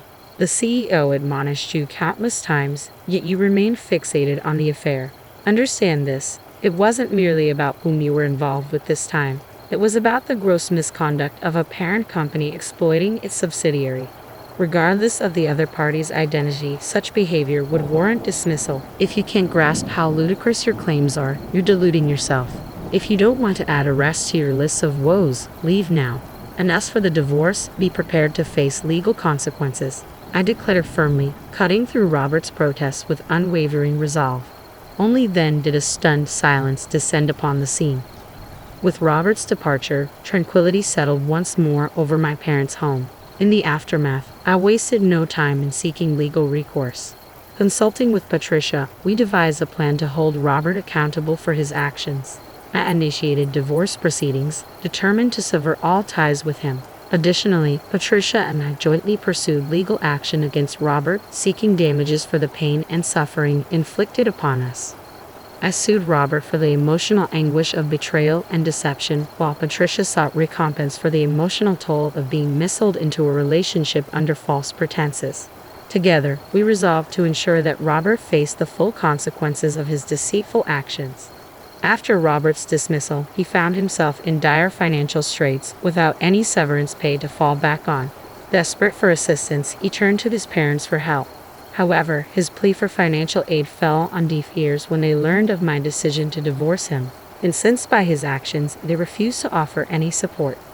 Left with no other options, Robert's parents reluctantly arranged for him to secure employment at a company they were acquainted with. In this new role, Robert found himself at the lowest rung of the corporate ladder, stripped of the perceived superiority he once held as a member of a parent company or subsidiary. His presence was a constant reminder of his transgressions, and he was subjected to menial tasks and disdainful glances on a daily basis. Despite Robert's humiliating circumstances, neither Patricia nor I harbored any sympathy for him. Our sole concern was ensuring that he met his financial obligations, particularly in terms of alimony. We remained indifferent to his treatment and the source of his income, focused solely on securing the compensation we rightfully deserved. With time, my fractured relationship with Robert healed, and I found solace in the company of Patricia's friends. Together, we pursued legal action, resulting in a favorable outcome that provided us with a substantial sum in damages. Buoyed by this success, we began making plans for a well-deserved trip, eager to leave the past behind us and embrace a brighter future. I was caught off guard when I found out you weren't staying with us. I didn't make a reservation for you, and my mind went blank with frustration. We're on a family vacation that I never even wanted to go on in the first place, and now we're at a fancy hotel. My husband pretends not to notice the tension and walks away. "We'll see you at checkout, Emily," he says as he heads into the luxurious hotel with everyone else, leaving me behind. My name is Emily, and I just turned 30 this year. I'm a stay-at-home mom living with my husband, Spencer, my mother-in-law, Kate, and our son, Sean, who is now 3. Spencer and I met on a blind date 7 years ago, and married shortly after. Our life together has been ordinary and free of major conflicts, and we're known among the neighbors as a loving couple. 2 years after we married, we had Sean. Spencer was busy with work but was always actively involved in childcare. I had no complaints about him, and life was manageable. However, things began to change after Sean was born. 6 months ago, my father-in-law passed away, and Kate was set to move in with us. The last time I saw her, other than at our wedding, was when Spencer and I visited her to announce our engagement. It had been quite some time, and my first impression of her hadn't been positive. My father-in-law, on the other hand, was always kind to me and left me with a good impression. I remember his concerns about whether I was the right choice for Spencer and his worries that I might cause him trouble. His bluntness about these concerns stung, and although Spencer worked hard to win her approval, Kate's disapproving looks were hard to ignore. We eventually managed to get her approval with some persuasion, but I still resent how openly critical she was in front of me. When Kate and her belongings finally arrived at our house, I was determined to stay positive and do my best to get along with her. I helped her unpack and was relieved to see she was kind to Sean. Spencer and I divided the tasks. He handled the heavy items while I took care of the smaller things. Unpacking went smoothly, until a minor issue arose. "This is supposed to go over here," Kate commented, referring to a fake plant I had placed to brighten up the room. Although I was annoyed by her criticism, I moved the plant to where she wanted it. She then spent some time watching TV and didn't offer any help with the unpacking. I was busy managing scene and finishing up the packing, but couldn't ask Spencer, who was resting after handling the heavy lifting, for help. I ended up finishing the task with mixed emotions, feeling the strain of trying to keep the peace. Tried to convince myself that Kate was just struggling with the change in her living situation and pushed aside my frustration towards her. However, her criticism persisted daily. One morning, after waking up early to prepare breakfast for everyone, I attempted to take a break. But Kate's voice cut through the quiet. "If you have time to rest, you should be cleaning up the house." She never gave me a moment's peace, constantly criticizing how I did things. Meanwhile, she was rarely home during the day and never seemed to lift a finger herself. The constant strain was wearing me down, so I decided to talk to Spencer about her behavior. "She must be having a hard time adjusting," I said, hoping for some support. But despite knowing how she treated me, Spencer didn't intervene. I would lay in bed each night, my hands on my forehead, overwhelmed and unable to sleep. No matter how I felt, my 3-year-old son would cry at night from the exhaustion. I struggled to get out of bed to comfort him, and Kate, disturbed by the noise, would shake me awake, scolding me for not attending to him sooner. "How can you still be sleeping when your son is crying? It's your job to take care of him," she would yell, berating me for my fatigue and inability to keep up. I didn't want to escalate things, so I quietly got up, but the stress left me with no sleep that night. When Spencer was off work the next day, I planned to cook lunch. Kate, however, had already started preparing the meal. When she placed the food on the table, one plate was noticeably missing. "Looks like one plate is missing," Kate said. "I made it for Spencer, who works hard, and for my grandson. There's none for you. Make your own." I was stunned and hurt. It became glaringly clear that Kate's behavior was more than just criticism. It was deliberate mistreatment. I had been trying to ignore it for a while, but it was impossible to overlook any longer. I struggled to tolerate Kate's behavior, trying to convince myself that she was just being tough on me to make me a better wife. If I didn't keep thinking this way, I would have crumbled under the pressure. Unable to voice my frustrations to Kate directly, I confided in a friend after dropping Scene off at daycare. "That's definitely bullying. How are you holding up?" she asked, genuinely concerned. I detailed everything to my childhood best friend, who listened with empathy. Her concern and support overwhelmed me, and I finally broke down in tears. I had been battling my frustrations alone for too long. She reassured me that I was doing my best and that things would get better. "I'll help you. We'll figure something out," she promised. Although our conversation was brief because we both had commitments, I felt the weight lift from my shoulders. My friend suggested a couple of things. One idea was to use a recording device to capture what was being said in the house. On my way to pick up Scene, I bought a cheap recorder. When I got home, I found Kate out as usual and took the opportunity to set up the recorder discreetly. While cleaning, I noticed a piece of paper that had fallen from a drawer in Kate's room. When I picked it up and unfolded it, I discovered it was a personal loan agreement for $20,000. I could hardly believe what I was seeing, but I decided it might be useful and tucked the paper into my pocket. After a while, Kate returned, and soon Spencer came home just in time for dinner. As we sat around the table, Kate began her usual complaints. Then out of the blue she mentioned, "By the way, my friend gave me a discount coupon for a one-night stay at a 5-star spa hotel." Her mention of the coupon seemed like a hint that she wanted to go. Spencer was enthusiastic about the idea, and even Scene seemed excited. I, on the other hand, wasn't thrilled and braced myself for what I anticipated would be an unpleasant experience. "Well, since you're here and you work so hard, you might as well join us," Kate said. I was taken aback. Hearing such an offer from someone who had been so critical of me was astonishing. Part of me wondered if she meant well, though I struggled to believe her offer wasn't made with some ulterior motive. She wanted to book everything for the next day. That night, I couldn't sleep, trying to decide what to do. By morning, I was still conflicted. I sat for a long time, pondering the trip. Sean wanted to go, but since Mom wouldn't be able to watch him, and it would be difficult to take him with me alone.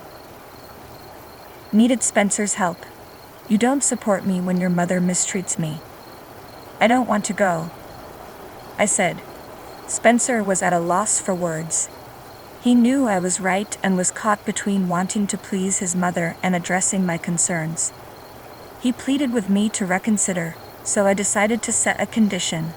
Fine, but first, take a look at this, I said, showing him the loan agreement I had found in Kate's room. Spencer's face went pale as he read the document, revealing Kate's $20,000 debt. He was shocked and couldn't believe his mother was in such financial trouble. Can we help her pay this off? As her son, I can't just ignore it, he asked, knowing that I was responsible for managing our finances. Of course, I replied, understanding the complexity of the situation. I declined Kate's offer. I had no intention of helping someone who had treated me poorly. I understood Spencer's feelings as a son, but I couldn't agree to support Kate under those circumstances. I told Spencer, I will help you with this trip, but only if you agree to my conditions.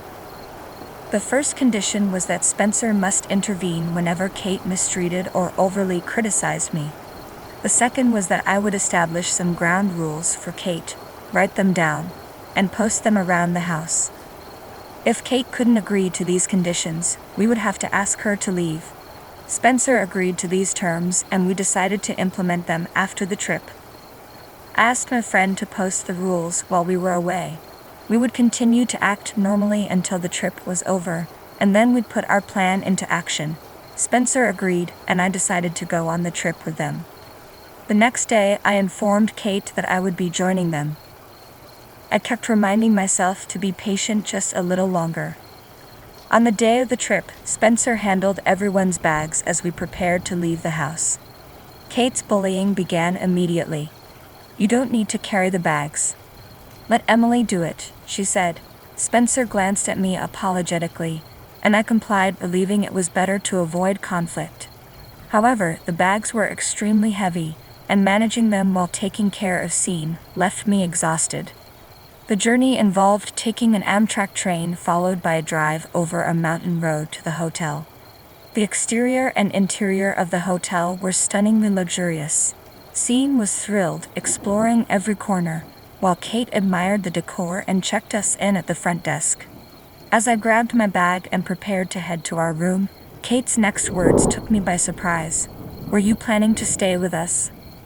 I only made a reservation for the three of us. I was stunned and speechless. It became clear that Kate had invited me on this trip solely to serve as a porter and never intended for me to stay. Gradually, the reality of the situation sunk in. I asked Kate, then where should I sleep? Her response was dismissive. I don't know and I don't care.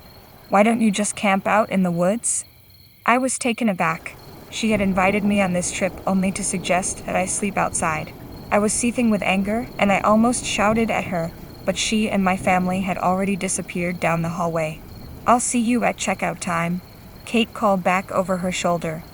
Left standing alone in the lobby, I felt a mix of frustration and disbelief.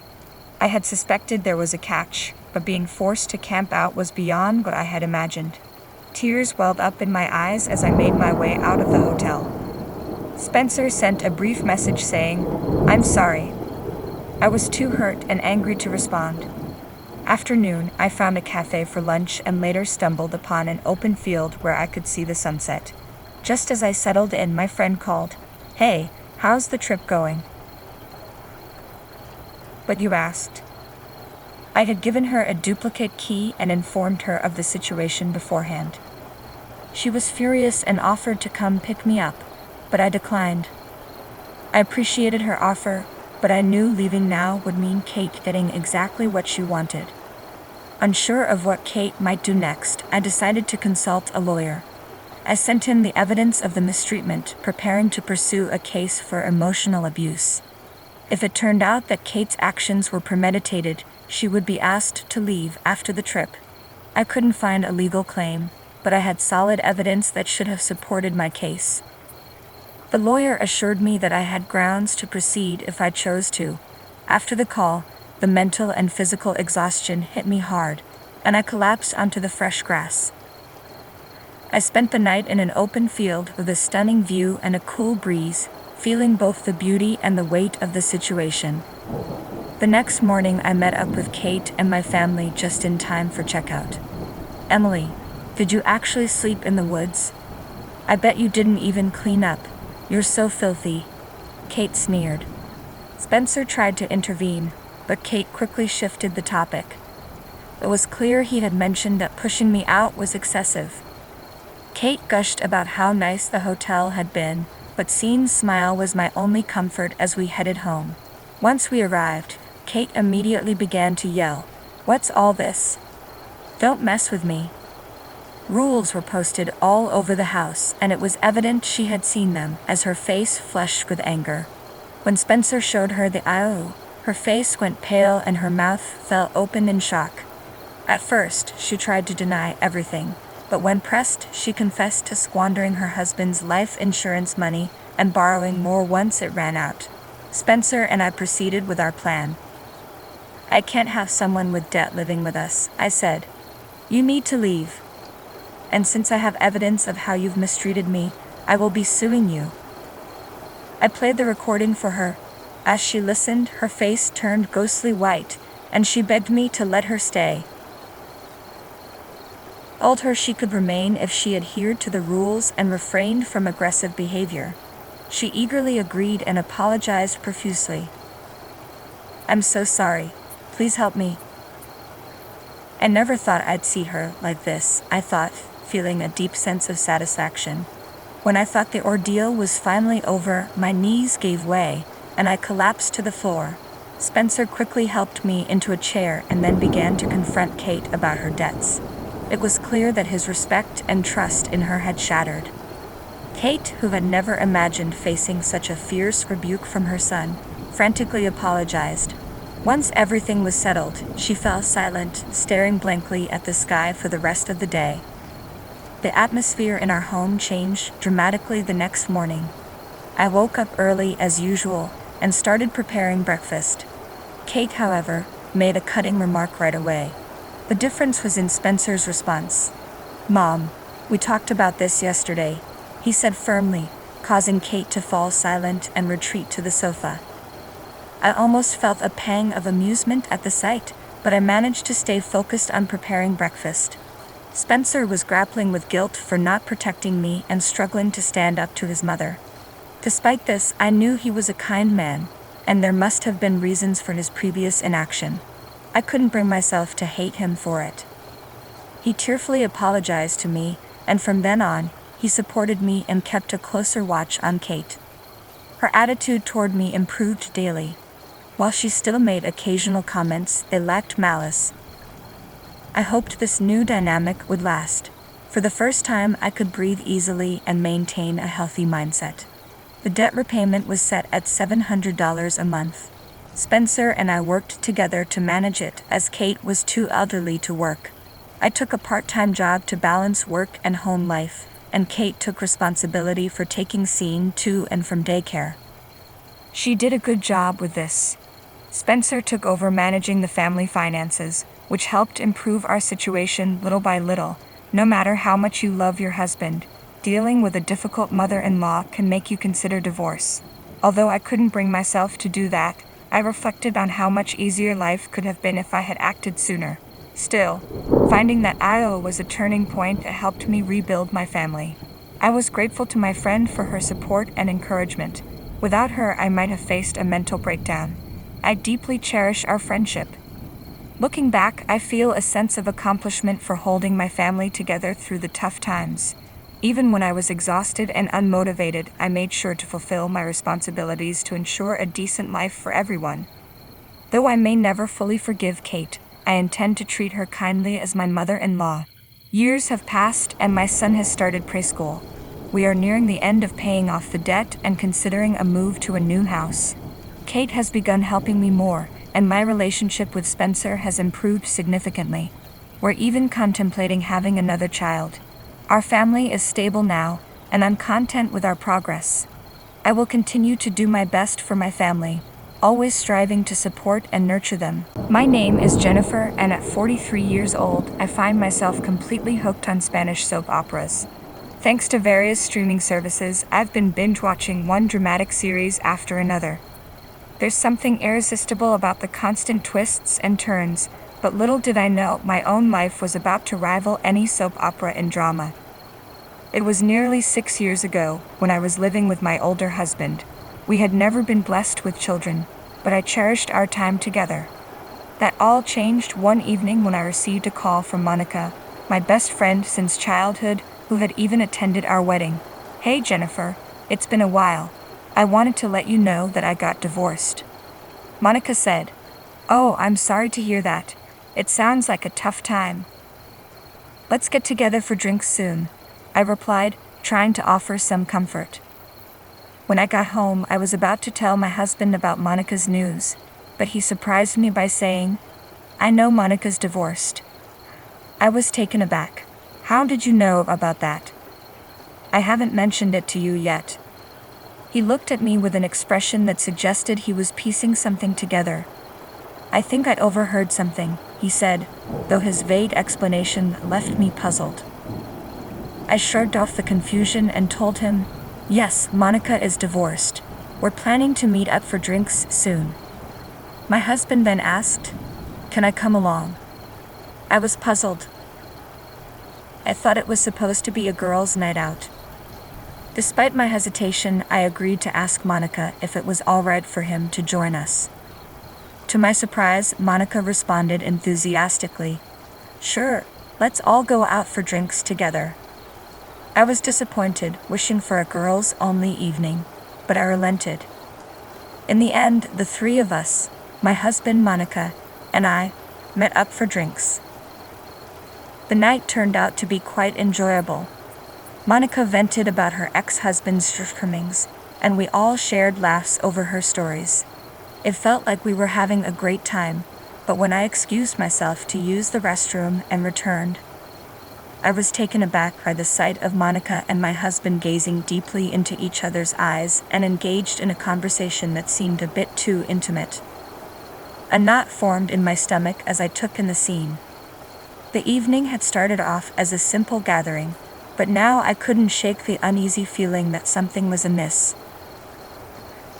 Couldn't shake the feeling that something seemed too intimate between them. They hadn't seen each other since our wedding, so how did they become so chummy after just a few drinks? It felt like I was intruding on a date between two people who were clearly more than just old friends. When I returned to my seat, they had resumed their normal demeanor, acting as if nothing had happened. I wondered if I was overreacting, but the uneasy feeling lingered. As the evening drew to a close, I decided it was time to settle the bill and leave. Monica was quite drunk, and my husband casually mentioned, "I'll take her home." His nonchalant attitude caught me off guard. "I'm going to take her home" sounded more like a command than a suggestion, as if he was deciding on his own. I protested, "I'm not as drunk as she is, but I've had a few drinks too. Besides, I'm your wife. It's too late for her to be alone, and she's in no condition to get home safely." He insisted, "You take a cab and go home yourself. She's fine. I'll make sure she gets home." I was taken aback. "If you take her in a cab, she'll go straight to her apartment, won't she? I'm worried she won't make it on her own." I knew Monica was living alone, and it was possible she had mentioned this while I was in the restroom. The discomfort I felt quickly turned into disbelief. "Fine then. I'll go home myself," I said. I left them at the restaurant, feeling a mix of unease and determination. As much as I didn't want to leave Monica alone with my husband, I realized it might be more useful for me to return home and investigate their relationship. Once I arrived home, I headed straight to my husband's study. A room that wasn't a bedroom, a private space where he might keep important information. As I searched through the room, I realized that if I could find answers in Monica's house, it would be quite an invasion of privacy. Still, the conflict in my mind was overwhelming. While rummaging through the shelves, I stumbled upon a basic photo album, one I didn't recall seeing when we moved in. With a sinking feeling, I began flipping through the pages. I should have stopped, but it was too late. The album was filled with photos of my husband and Monica, both beaming with happiness. Judging by Monica's hairstyle and the way my husband's clothes looked, it was clear they had been meeting secretly for years, possibly since shortly after our marriage. They had been involved in an intense relationship for over a decade. The shock and the combination of my hunger and alcohol left me feeling nauseous. I rushed to the bathroom, barely making it before I began to throw up. Just as I was trying to compose myself, my husband came home. "Oh, you're throwing up? Did you drink that much?" he asked, rubbing my back. I snapped, "Don't touch me," and slapped his hand away. "Just wait a second. I need to get some water." He seemed to think I was too drunk to know what was going on. "Yes, I know who you are," I said bitterly. "I just hate you right now. I wish I could get so drunk I'd forget how much this hurts. Wait here. We need to talk," he said, clearly trying to lighten the mood with a laugh. I glared at him, trying to catch my breath. "Is this your idea of a joke? Are you trying to make light of the situation because I'm upset about you dropping her off?" He shrugged, seemingly unaware of the gravity of the moment. "Well, let's adjust the tone then. First question. What's this picture about?" I confronted him with the album I had discovered in his room, simply showing him the cover. His face turned pale as he saw it. "Let's start with a yes or no question," I said. "Is there any wife in the world who could look at this picture and be okay with it? You know, considering what it shows." He remained silent, and I pressed on. "How do you think I feel right now? Go ahead, give me an answer." When he didn't respond, I snapped, "Why aren't you saying anything? Why just sit there in silence?" His silence only heightened my frustration. "Okay, I cheated. I'm really stupid. I'm truly sorry," he finally admitted, his voice lacking sincerity. I wished he would just show some real remorse, maybe even cry a little. His silence was unbearable. Then finally he spoke. "She's the one for me. Monica and we were both married to the wrong partners. After everything, we finally found each other. I feel like we're soulmates, destined to be together." I was stunned. "Soulmates? Are you suddenly a poet or something?" He continued, "I realize now that I made a mistake marrying you.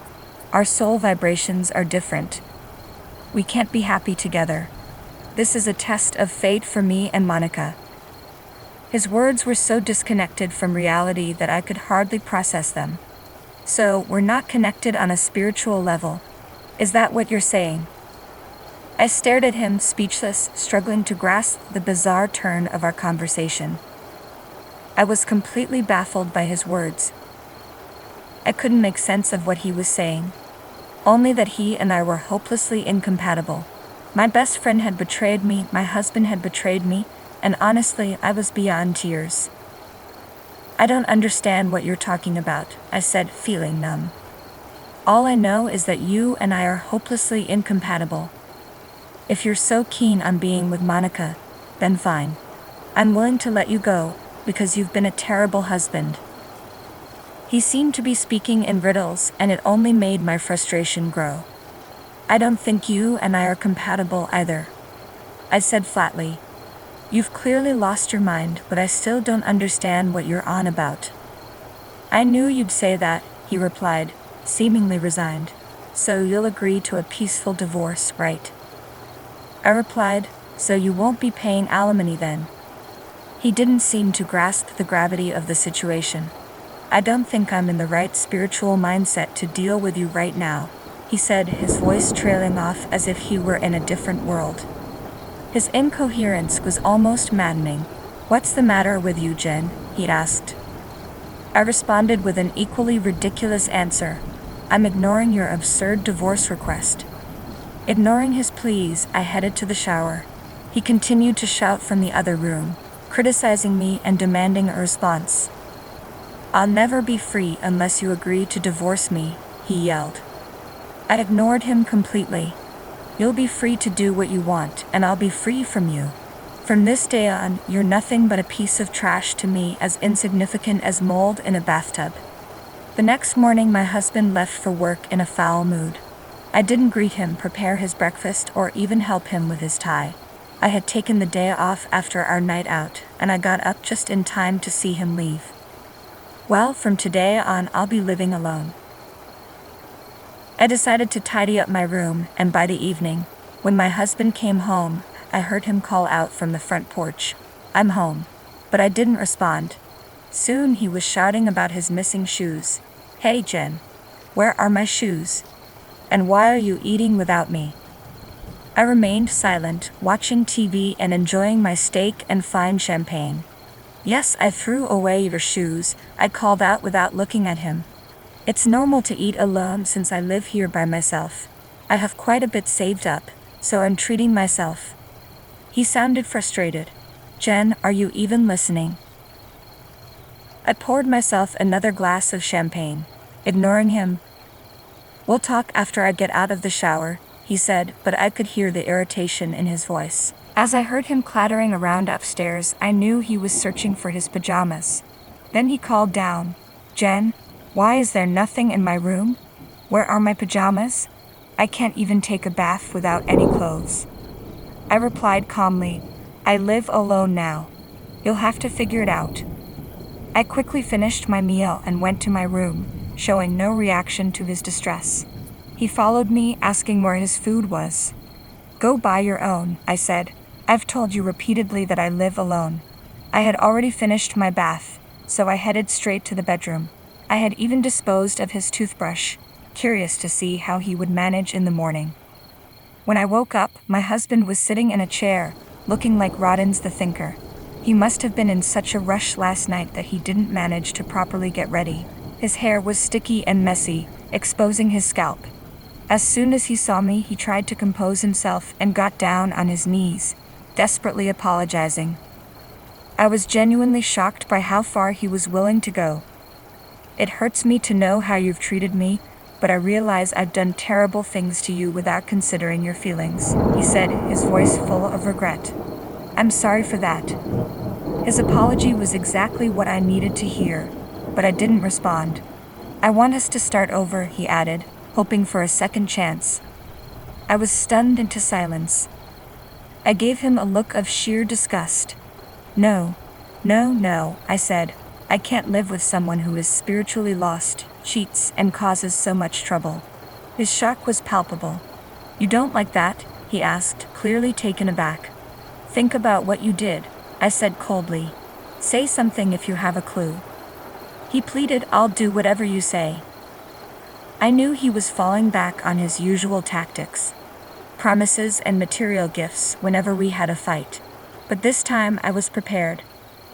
"Okay then, do as I say," I replied, the words I'd been waiting to say finally escaping my lips. I smiled, and his face fell, a look of despair spreading across it. I wanted to see that expression. No, I corrected myself. "I don't mean it like that." His confusion was evident. "I have no intention of accepting any terms," I continued. "Do you really think you can just brush off your infidelity after all this time?" "I'm taking action against both you and Monica," I declared. "I'll do everything in my power to hold both of you accountable. And I'll inform Monica's ex-husband as well. You'll both be facing alimony claims." He looked at me with wide eyes. "Good luck paying them," I said. "Come on, get up and take your things with you." I forced him to gather his belongings and dragged him to the front door. "Where are you taking me?" he asked, bewildered. "Outside," I said firmly. "I'm taking over this house. It's mine now. I don't want any more strangers in my home." "Wait, can't you at least wait until after the divorce?" he pleaded. "That's not going to happen," I snapped back. "Why not?"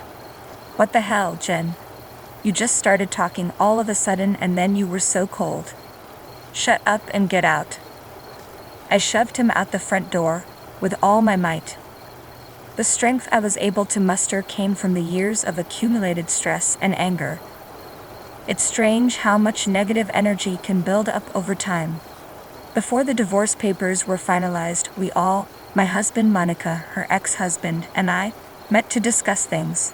Monica admitted she had fallen for my husband at our wedding and had approached him immediately afterward. Their affair began then, and they had been discreetly continuing their relationship, hoping to stay under the radar until they were both free. They had been cheating on both their families. Monica's ex-husband was devastated when he first learned of the affair. I had no sympathy for the situation. Instead, I was relieved. The evidence they provided would support my claim for alimony. After being kicked out of our home, my husband moved in with Monica. But when she received the alimony demands from both me and her ex-husband, reality hit her hard. "We can't remarry if we're in debt," she said. "I need to find someone with better financial prospects." She gave him the boot, despite her claims of a spiritual connection with him. Isn't she the soulmate you thought you were connected to on a deeper level? And now you're losing her over money. I couldn't help but feel disgusted by their predicament. Suck it up, I thought. This is what you get for betraying your wife. 6 years have passed since then. While I was paying alimony, my ex-husband retired and had to spend most of his retirement funds on those payments. He still struggles, and Monica's situation isn't any better. She's living in tough conditions, having exhausted her savings on alimony, and no man would want to remarry her in her current state. As for me, I've been earning well but haven't done anything special with my money except focus on work. Life is unpredictable, so I'm trying to live modestly and do what I enjoy. They say, if you're prepared for anything, you're prepared for everything. I've been enjoying watching Spanish soap operas every day. Recently, I met someone at work who shares my interest, and we're even talking about traveling to Spain together someday. I look forward to that day, and I'm not concerned with soul vibrations. For now, my goal is to live happily and peacefully. Let me introduce her. This is my girlfriend, Emily, Tom said with a smile. The woman beside him greeted everyone. Nice to meet you all. Your girlfriend? I was in shock. Tom casually responded. Oh right, I haven't told you. I'm going to marry Emily, so I want a divorce. What? I was too stunned to speak. Tom continued. I realized my parents were right. Being with an older woman like you is getting tough. Emily's young, she's 23. New houses and women are always better, right? Emily nodded in agreement. And about the accident you mentioned, it's no big deal, right? You broke a bone and now you're slacking off at home. We'll take the house once we divorce. I was so shocked by his outrageous comments that I forgot to get angry. It was impossible to continue the conversation. Taking a deep breath, I presented a signed divorce document and said, Okay, here are the divorce papers. Oh, you're well prepared, Tom said, jubilant. Leaving the couple behind, I began preparing to leave the house immediately. As I was packing, Tom spoke up. You have nowhere to go, right? There's an apartment near the station within the range of $100. It's old and has cracks in the walls, though. Tom, that's so mean, Emily chimed in. The two of them laughed ignorantly. I didn't respond and slammed the front door. Let them laugh. I have places to go, places they could never imagine. My name is Catherine White. I'm turning 40 this year. I married Tom when I was 35, 3 years ago. We don't have kids and live together in the house I bought when I was single. It's secondhand but refurbished and quite clean. Why did I buy a house before getting married? It goes back to my childhood. We were poor because my father was gone.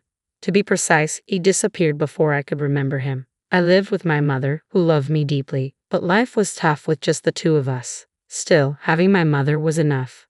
But during my high school years, she passed away due to an illness. It was devastating, but I had no time to mourn. I had to survive on my own. After graduating from high school, I started working at a small advertising agency. I worked tirelessly in sales. In my 30s, I was so dedicated to work that I never imagined I'd marry, but I wanted a place to call my own, so I saved up and bought a cheap house. I had to take out a loan, but I paid it off early.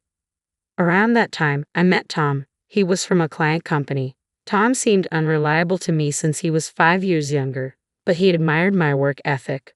We started seeing each other. It was surprising but also delightful. I had never had anyone openly express their feelings for me before. We started dating and quickly got married. At first, Tom's parents disapproved of our marriage. I was older, and they knew I had no family.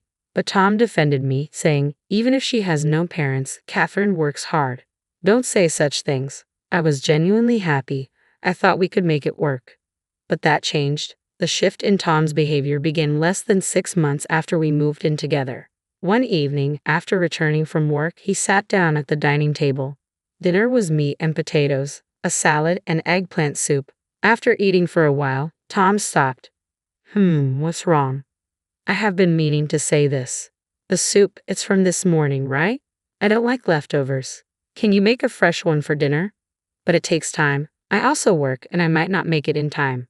Sorry, but that sounds like an excuse. My mother always made different soups for breakfast and dinner, and there should be at least 5 side dishes. Can you do that? I was taken aback by the sudden situation. I have felt this way for a while, but kept it to myself. While I'm not great at cooking, it's hard to do intricate dishes while working too. Your mother is a full-time housewife, right? I work and can't cook that much. That's why you shouldn't make excuses. It's expected of a housewife. You should at least do that much. I was frustrated by Tom's outdated views, but I held back my words to avoid worsening the mood, though was discontent. I wanted to avoid arguments, so I started finishing work on time and rushing home to cook. However, Tom's actions and words became increasingly demanding. Did you use cheap meat for this? This side dish is the same as yesterday. Please space them out at least a week.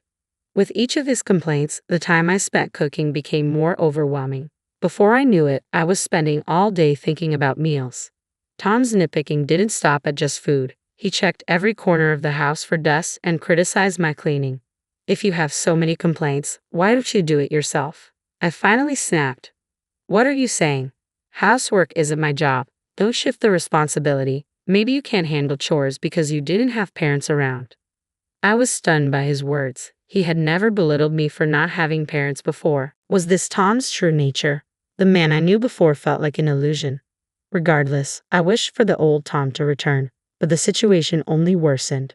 With Tom's endless demands, I was completely drained, and balancing work seemed impossible. On Tom's suggestion, I decided to quit my job. I had loved that job since graduating from high school, but it seemed there was no choice. Looking back, maybe I should have left him then. But I had always prioritized work over romance and didn't know what a normal family looked like. I thought perhaps meeting Tom's demands was a housewife's duty. Maybe all I had to do was bear it a bit to maintain a peaceful home. Now that I was a full-time housewife, I had much more time for housework. Tom's complaints decreased, and I was genuinely relieved. I thought the problem was solved, but my friends knew Haas. It's so spacious and beautiful. The furniture was designed by famous designers, and the appliances are all luxury items, they said. Oh really? I casually responded, handing Tom a glass of water. But compared to that, our second-hand house is a bit lacking. I wish we could at least replace this cheap furniture, Tom remarked. Cheap? The furniture and appliances were from my single days, but they were still in good condition. They weren't luxury items, but they weren't cheap either. Moreover, when Tom moved in, he had said, let's keep using these appliances and furniture. I reminded him of that, but he brushed it off. But honestly, after living with it, I feel new furniture would be better, he said without hesitation. Even if you say that, the current ones are still usable, I softly pointed out. Tom suddenly looked at me with a mocking expression. That's the frugal side of you. I wonder if you're just naturally stingy. What? Why would you say that? Anyway, I've quit my job, so we don't have that kind of money. You quit your job because you wanted to, didn't you? But you? Yeah, it's always my fault, he muttered dismissively and staggered off to the bedroom. How could he say such things? Anger started to boil within me, but then I thought maybe he's just drunk. He's just being brave because he's drunk. Don't mind. However, even when he was sober, Tom's attitude was getting worse. Our conversations became more hostile, and every time he spoke, it was to complain about me. What on earth happened to him? Then, without telling me, Tom went ahead and bought new furniture. On top of that, it seems he also got new golf equipment. He looked at the golf clubs with satisfaction, clearly pleased with himself. Tom has a regular job, but he doesn't earn much. He probably took out a loan now that I can't work. I was worried about repaying the loan. Anxiety grew in my heart. Then an unexpected event occurred. As usual, I was on my way to the supermarket to buy ingredients for dinner. While walking on the road, a loud horn blared from behind. Immediately after, I felt a huge impact, and then darkness consumed my consciousness. When I came to, I was staring at an unfamiliar ceiling. It seemed I was lying down. I felt pain everywhere and couldn't move. What happened to me? I wondered aloud. "Oh, Miss White, have you awakened?" A voice said. "Where am I?" "You're in the hospital. You were brought in after a traffic accident." Traffic accident? I remembered leaving the house, but nothing after that. I moved my head slightly, taking in the impersonal bed, the attached IV drip, and the woman in a nurse's uniform. Was this really a hospital? Looking outside, it was already dark. I had left the house around 2 p.m., so a lot of time had passed. Later, a doctor came and briefly explained the situation. It seemed I was hit by a car whose driver was not paying attention while I was on my way to the supermarket. I didn't have life-threatening injuries, but I had several fractures and needed to be hospitalized for a while. I never imagined being in a traffic accident. After receiving an explanation about the hospitalization, the nurse spoke up. "We've contacted your husband." From her hesitant expression, I had a bad premonition. I immediately called Tom. "Hello, Tom." "Yeah, Catherine. I got a call from the hospital. You had an accident. You're so clumsy. Come home quickly and make dinner." "What? I'm going to be hospitalized from now on." I couldn't understand what he was saying, and when I retorted, Tom shouted back, "Then what about the housework?" "What are you saying? Is the housework more important than me?" Unbelievable. He was more concerned about the housework than his wife's condition. I felt myself becoming increasingly angry, and it soon turned into a quarrel. Arguing any further would be pointless, so I hung up the phone, still frustrated. Lately, Tom had been more harsh in his words, but I never realized he could be this cold. That day, I was filled with anger and physical pain, making it hard to sleep. But as the days went by, my strength gradually returned, and I started rehabilitation. Initially, moving was tough, but it became surprisingly enjoyable as I got used to it. Lying in bed, I often found myself lost in thought, so rehab was a welcome distraction. However, since that incident, I hadn't heard from Tom. I thought talking to him would just anger me, so I ignored him. Around that time, I occasionally passed an elderly man in the hallway. He was well dressed, so he wasn't a patient. I assumed he was visiting someone and didn't give it much thought, but he seemed to be looking my way. "Are you Catherine White?" "Yes, I am. What can I do for you?" I answered cautiously.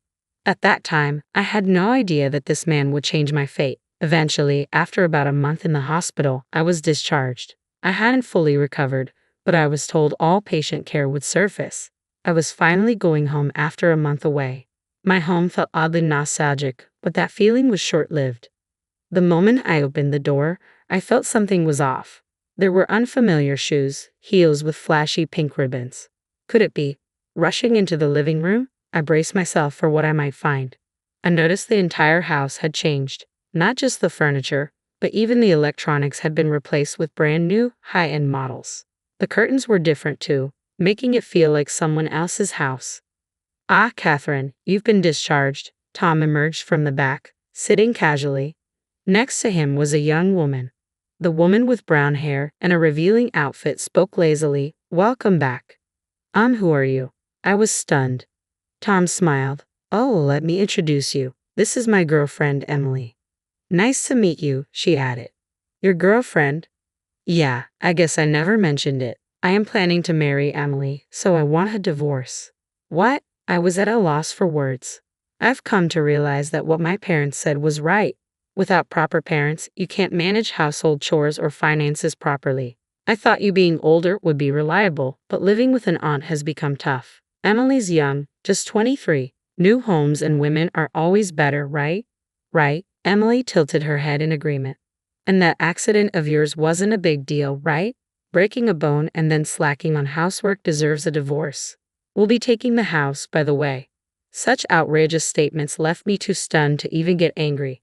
Don't get me wrong, we're planning to buy a new house eventually, but this place is just a temporary one until then. When they say something as unreasonable as this, I'll lose all desire to even converse with them.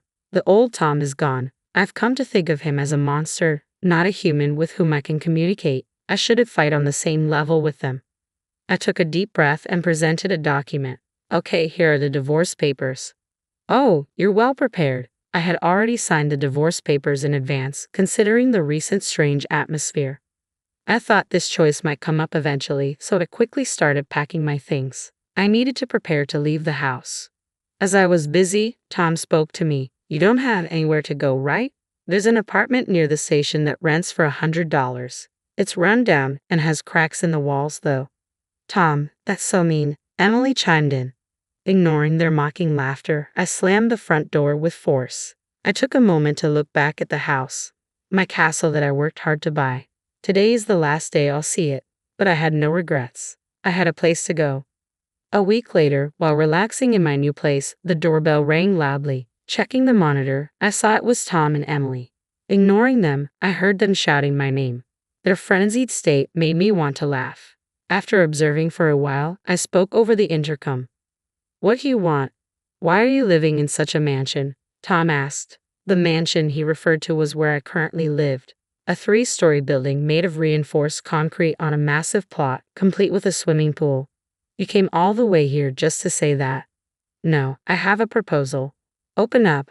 I want to talk face to face. It's probably just nonsense. No, it's important, Tom insisted. Annoyed with Tom's persistence, I thought this would be the last time and opened the door. I led them to the living room. I had been in touch with Tom about the change of house ownership, but I never told him where I lived. When I asked how he found out, it seemed he coincidentally saw me in town and followed me. He was expecting to see me entering a shabby apartment, but was shocked to see me entering this mansion. Tom, along with Emily, had concocted a bold plan. Tell me, are you living in this mansion because of some shady job? What? Why? I was taken aback by Tom's absurd claim. I saw you. You were with an old man entering this house. I get it. You don't want to admit it. You're poor, so you had to find that kind of work, right? But if you have such a wealthy client, I want you to introduce him to Emily. I work in a cabaret club, so I'm good at charming older men. I'm sure I can earn more than you, Catherine. What are you both talking about? The man you saw me with is probably my father. This house is also my father's house.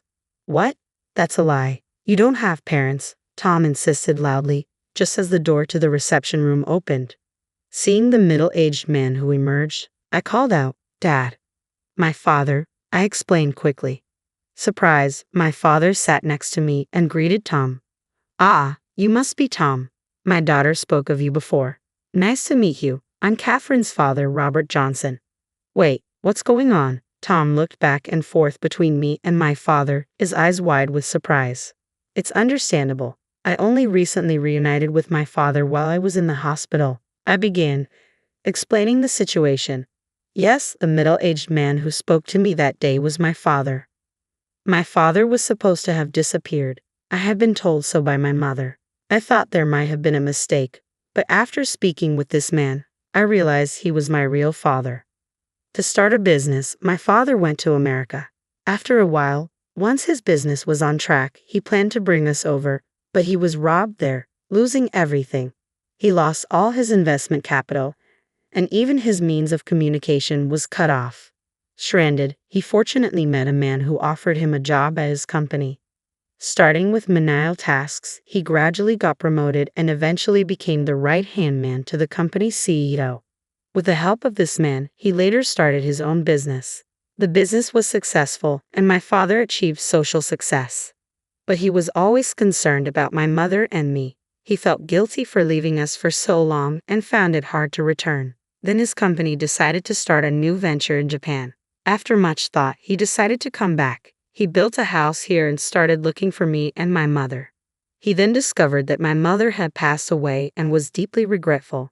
If only he had come back sooner. Wishing to see me as soon as possible, he visited me in the hospital. Learning the truth, I ended up living in this mansion owned by my father. I briefly explained all this. By the way, my father had also looked into Tom's affair. After occasional golfing outings, Tom would go to a hostess club where he met Emily. So, this is my family home. Understand, I never heard about you having a rich father all of a sudden, Tom murmured in a big voice. So, if you have so much money, will you come to the club where I work? Emily quickly tried to hand her business card to my father. True to the type of woman Tom would choose, she was incredibly bold. But my father stopped her immediately. I'm sorry, but I make it a point not to visit cheap imitation bars. What? Emily was speechless. My father frequented some establishments for work, but only the finest, high-end places. He would never go to a cheap club like where Emily works. Besides, I don't have money. Catherine inherited everything already. To the puzzled expressions of Tom and Emily, my father casually replied, around $800 million. It's the least I can do to make up for leaving her alone all this time. The two of them were dumbfounded, their mouths agape. I've heard about you from Catherine, especially your insults, my father continued. She worked hard, scrimping and saving from her meager salary to buy that house. She also did her best with household chores. Having no mother, she probably didn't get a chance to learn from anyone, yet you disparaged her and trampled on her feelings. I can't forgive you, especially when you cheated on her while you were married. If it comes to that, I can sue you. But Tom attempted to interject.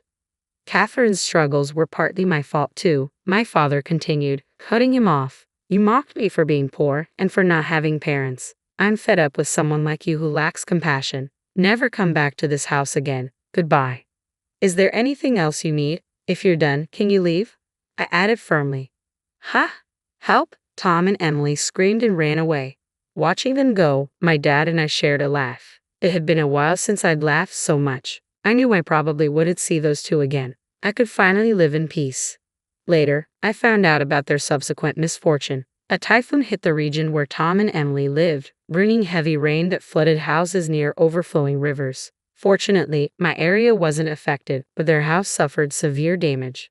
Tom and Emily fled, but their expensive furniture, brand new golf equipment, and Emily's luxury items were all waterlogged. The house's pillars had rotted from being soaked for so long.